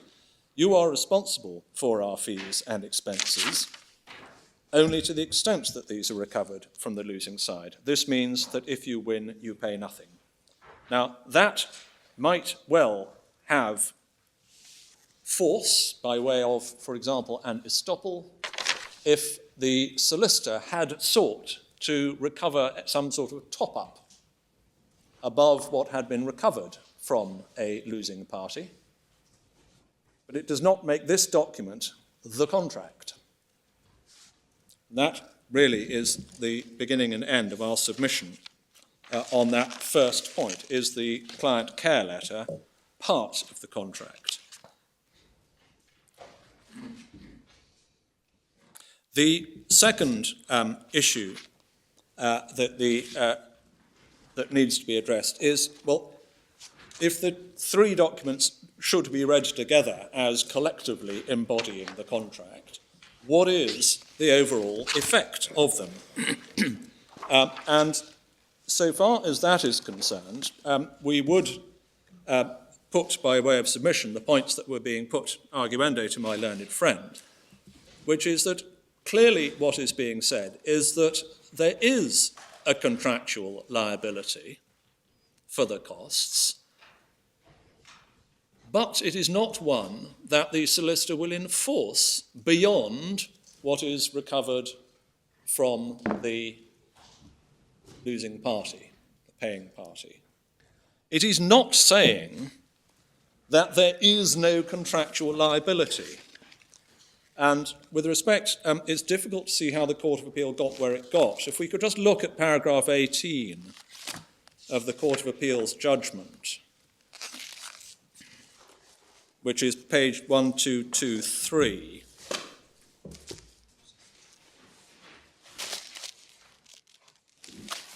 Having set out relevant extracts from the documents we've just looked at.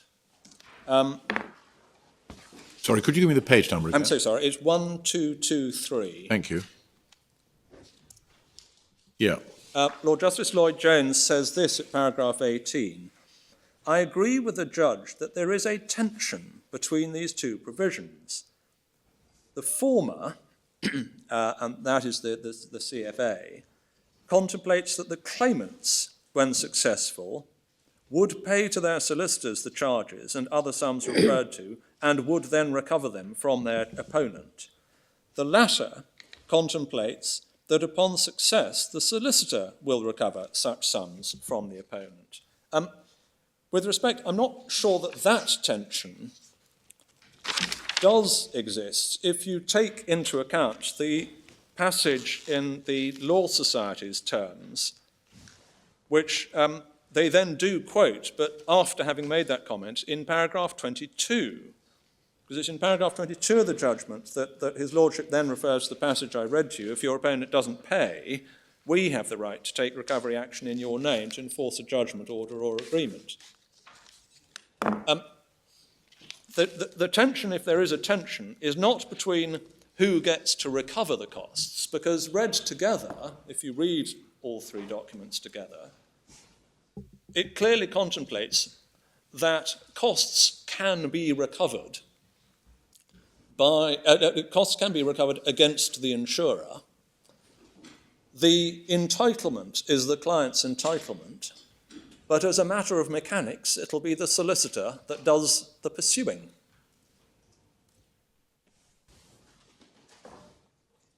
The expression, you're responsible for our fees and expenses, is a slightly curious one.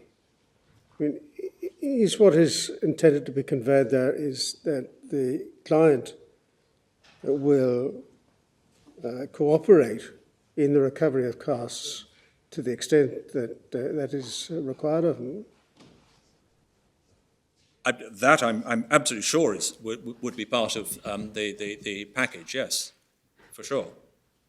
I mean, basically, the client has got to have a liability to the solicitors in order that there can be something on which a costs order can bite, which is presumably, may not be very happily phrased, but that's presumably why that phrase is there. Yeah.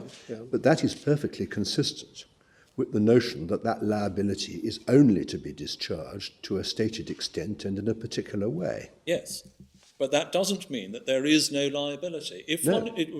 And I would, with respect, pick up a point my Lord Briggs made yesterday, which is that it is difficult to see any distinction between the liability that you have just described, my lord, and the liability which founds an equitable lien.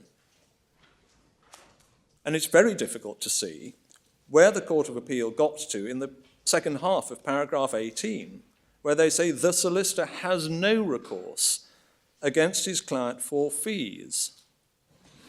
If by that they mean there is no contractual liability.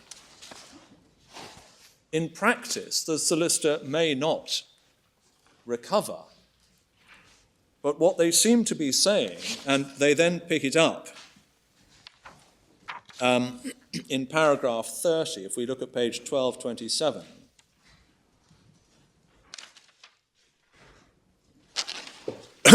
they set out Lord Mark's submissions and a short three-line quote in para 30, and then immediately after that quote they say, for the reasons set out above, I consider that the effect of the client care letter is to override the general provisions in each CFA with the result that the clients were not under any personal liability to pay the fees of Edmondson.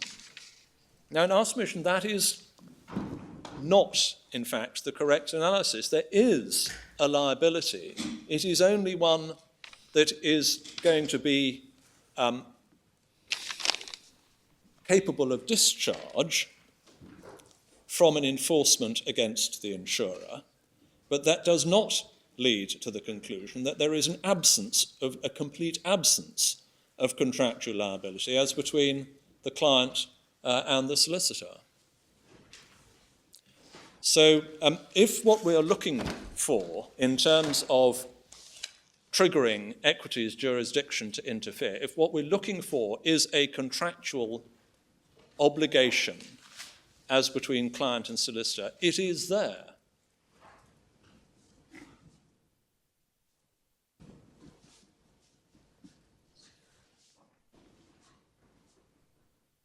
And you would say, wouldn't you, that it's hard to see how the client care letter and the CFA and the Law Society's terms could all speak of the solicitor being able to pursue the defendant directly or the insurer, unless on the basis of that underlying entitlement, which is the bedrock of a lien. Exactly. Now, and that essentially is our answer on issue 1.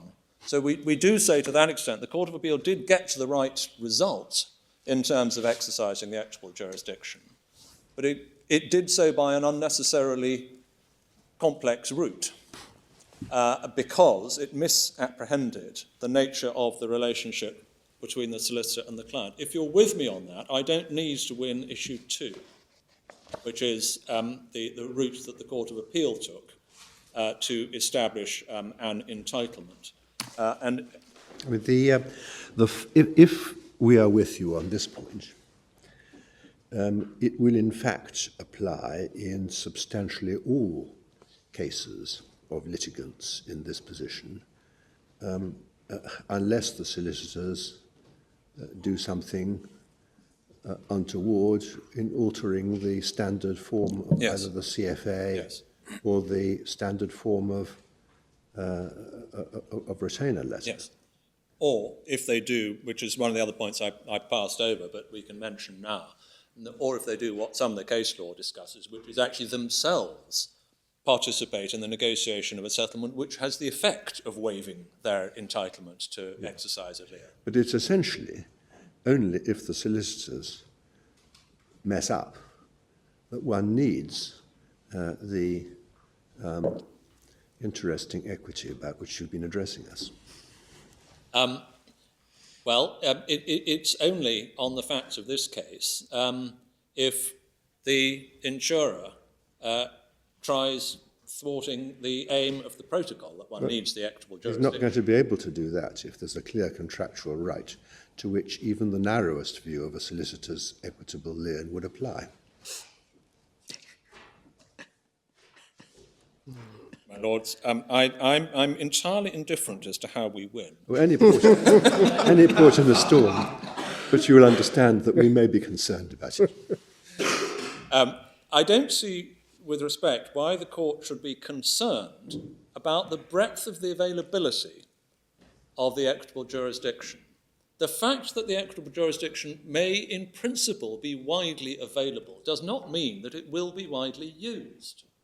It will always be a question of discretion and judgment on the particular facts of any case as to whether it is used. And that, in our submission, is really at the heart of a lot of my learned friends' attempts to answer the thrust of the Court of Appeal's judgment. He is essentially saying, he's trying to hold up sort of an in terrorem argument, saying, oh, well, if the jurisdiction's that wide, nobody's going to know where they are. Well, with the greatest respect, that is a complaint that could be made against any discretionary jurisdiction. And it's not a good complaint, or it's not a good argument against the existence of the jurisdiction. It is a perfectly legitimate argument in the application of the jurisdiction in any given case, to say this is not an appropriate case, because it is not a sufficiently bad case of unconscionable conduct for the jurisdiction to be exercised.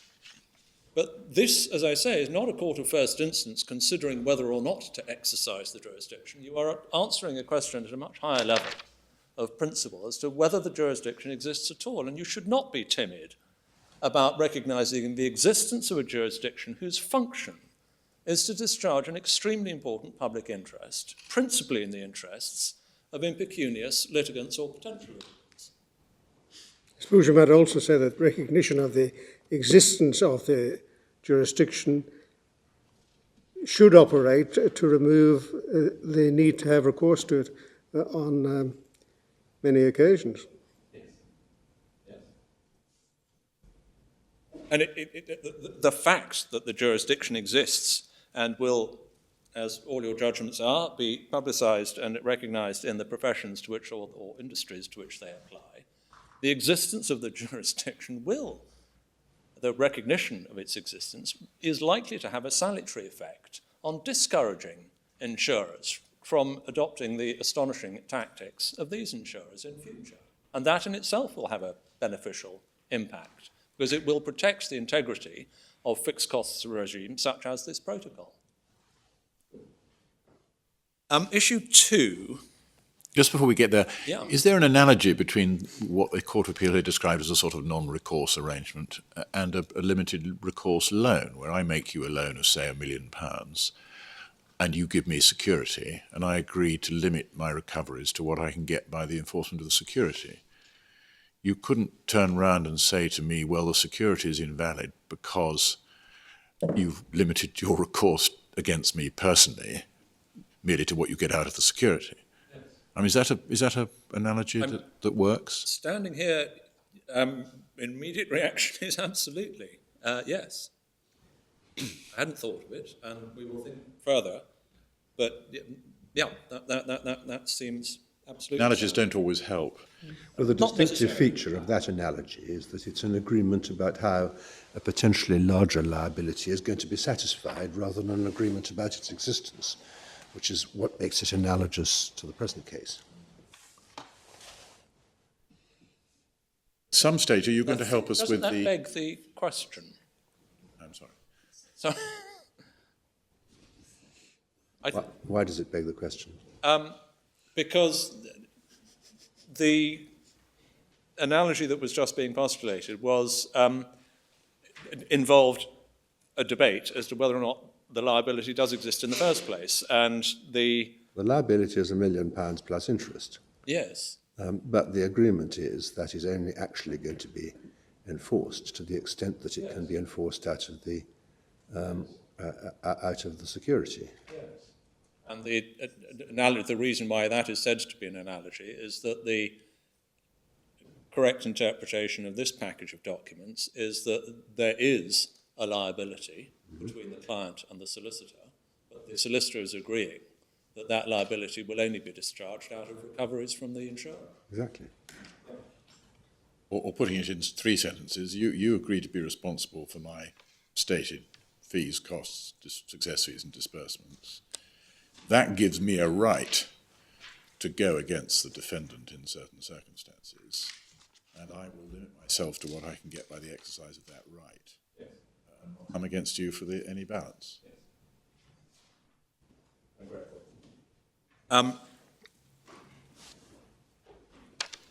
Issue 2, page 1167. Can I just stop you for another one? Yes. At some stage, I hope you're going to help us with the figures, because there was, I think, at least a concern on this side that your claim was effectively what you lost by the non-compliance with the protocol, largely attributable to the way you originally pleaded it as an interference with contract. And I, for my part, would be comforted to see that what you get under stages 1 and the fixed costs and disbursements and success fee that you get under stages 1 and 2 of the protocol are not more than what you contracted for under the CFA. I think you said they aren't more than, but I'd quite like to have chapter and verse. Yeah. If you want to do it in a note, I'm perfectly happy, but I would want it at some stage. I hope we'll be able to answer that after the short break. All right. Unless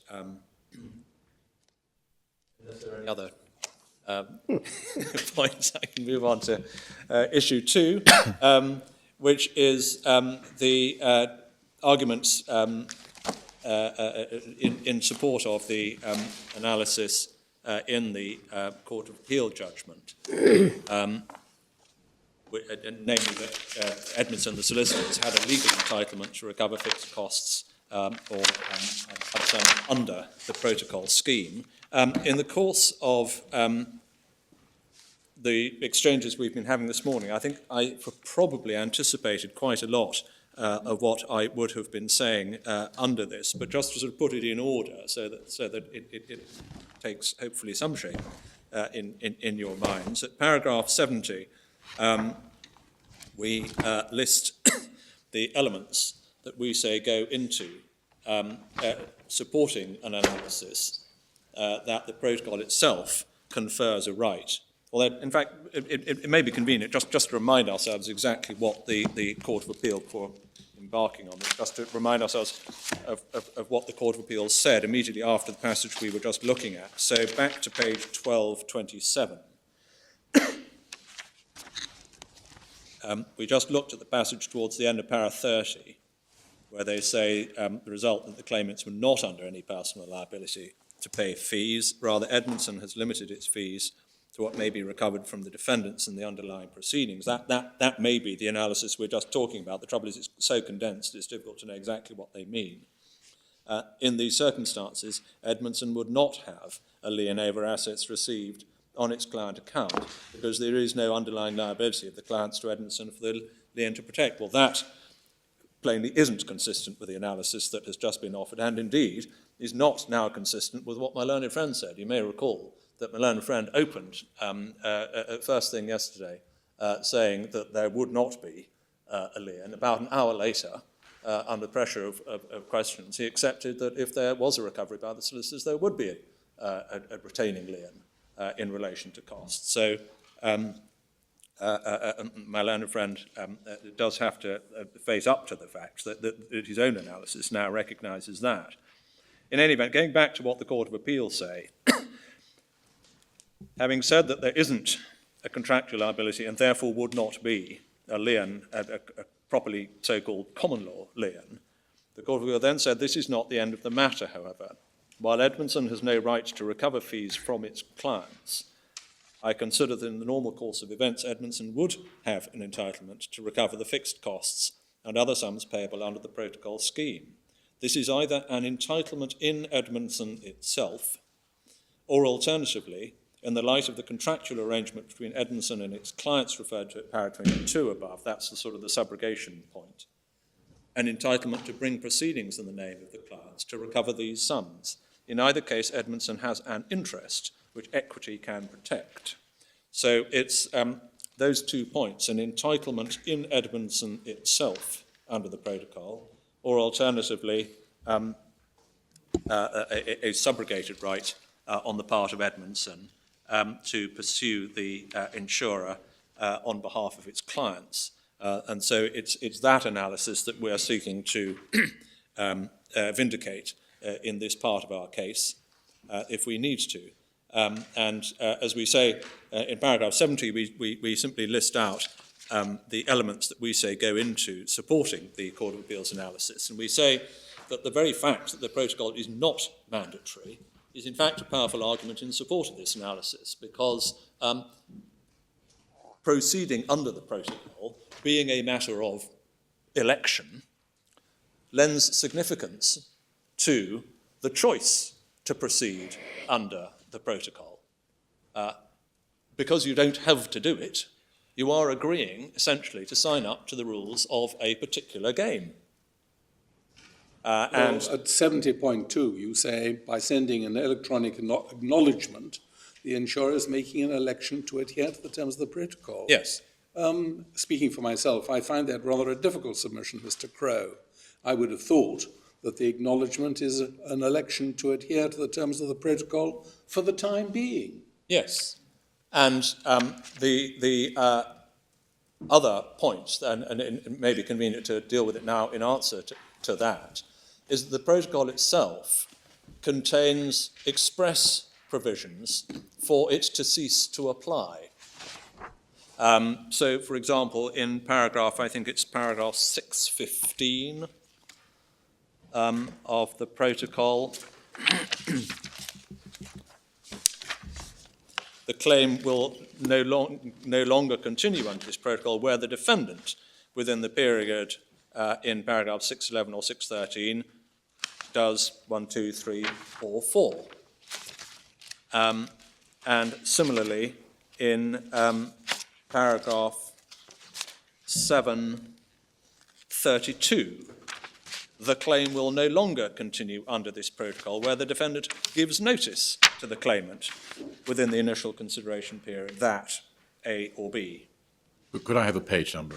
I'm sorry, yes, of course. So 615 is on page 1253. I think that's enough. 732 is 1258. Yeah. And there's another illustration at 733. But when the insurer starts talking directly to the claimants, is he not stepping outside the protocol? Well, he is acting in violation of the regime, but he is not giving any of the notices that the regime itself contemplates for disapplying the protocol to the settlement of the dispute. It is a rather perverse situation for the insurer to be in, to say, well, equity is powerless because I've agreed to sign up to the rules of a particular regime and I'm not complying with them. And therefore equity has no teeth. That is, with respect, a perverse package to put in front Well, of that's the next stage, but we're simply talking about whether there was an exit from the protocol. Yes, and our submission is that simply doing something that is not contemplated by the protocol does not exit the claim from the protocol. Well, or do you say in addition that under 737, any offer to settle made at any stage is in purely general terms, so that you don't, by making an offer to settle, step outside the protocol? Or do you limit it? Sorry, I'm not sure I quite followed your Lordship's question. Well, I'm looking... 737. There was a discussion yesterday about whether 737, which speaks about any offer to settle made at any stage by either party, and then sets out what it needs to contain. Yes. If an offer is made before the 15-day period for the insurer's response has expired, after he acknowledges receipt, is that an offer made while the protocol is up and running, or does it bring the protocol to an end by virtue of its being made? Well, our submission is that it remains in the protocol unless it formally exits. And that is not only a question of what the rules say, it's actually how, mechanically, how the protocol operates. Because and you've got, you can literally see this on page 1305 of the bundle, because there is a screenshot of the portal at a particular stage, and if you look right along the middle of the line, the middle of the page, there are a succession of boxes, the last one of which is somebody has circled helpfully, which says exit process. There is literally a button you press to exit the protocol, and that in our submission reflects the rules which provide for an express mechanism for exiting. Unless and until that happens, a process is under the protocol.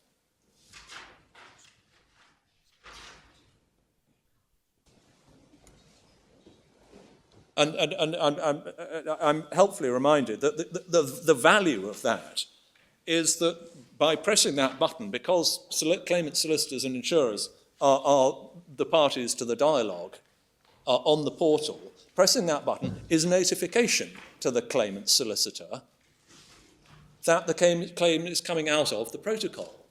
Because otherwise the solicitor, if something is done inconsistently but informally behind the back of a solicitor, he is not aware of what is going on. And the whole point, so it's the very first point we make when we're describing the protocol, the whole point of the protocol is that it is an electronic dialogue, so that both sides know exactly what is going on.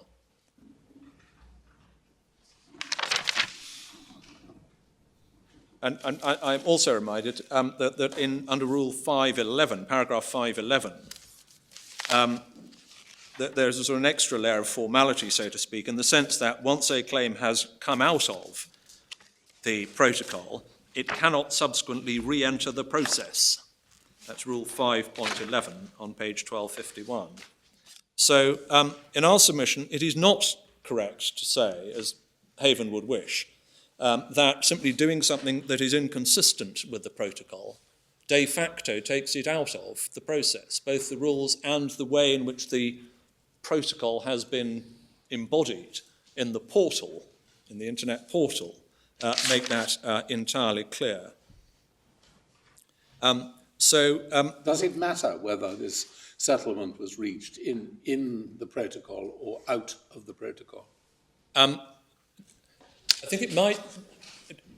It may matter, but depending on which stage of the argument we're looking at. I mean, you've been talking so much about the flexibility of the jurisdiction. Yes. That even if it's outside the protocol, in circumstances where that's unconscionable, yes, you might be able to say that equity intervenes to.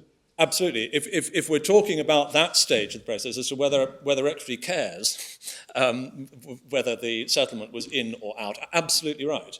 And that is, again, an answer to one of my learned friends' various points. He said that the Court of Appeal's judgment would lead to arbitrary and unfair results because it would involve liabilities being imposed on insurers where a settlement was made inside the protocol, but not where it's outside. And with the greatest respect, that is absolutely not the consequence of the Court of Appeal's judgment at all. The Court of Appeal happened to take into account on the facts of this case the fact that the case, in their view, had not come out of the protocol. The claims had not come out of the protocol, and they took that into account in deciding what to do.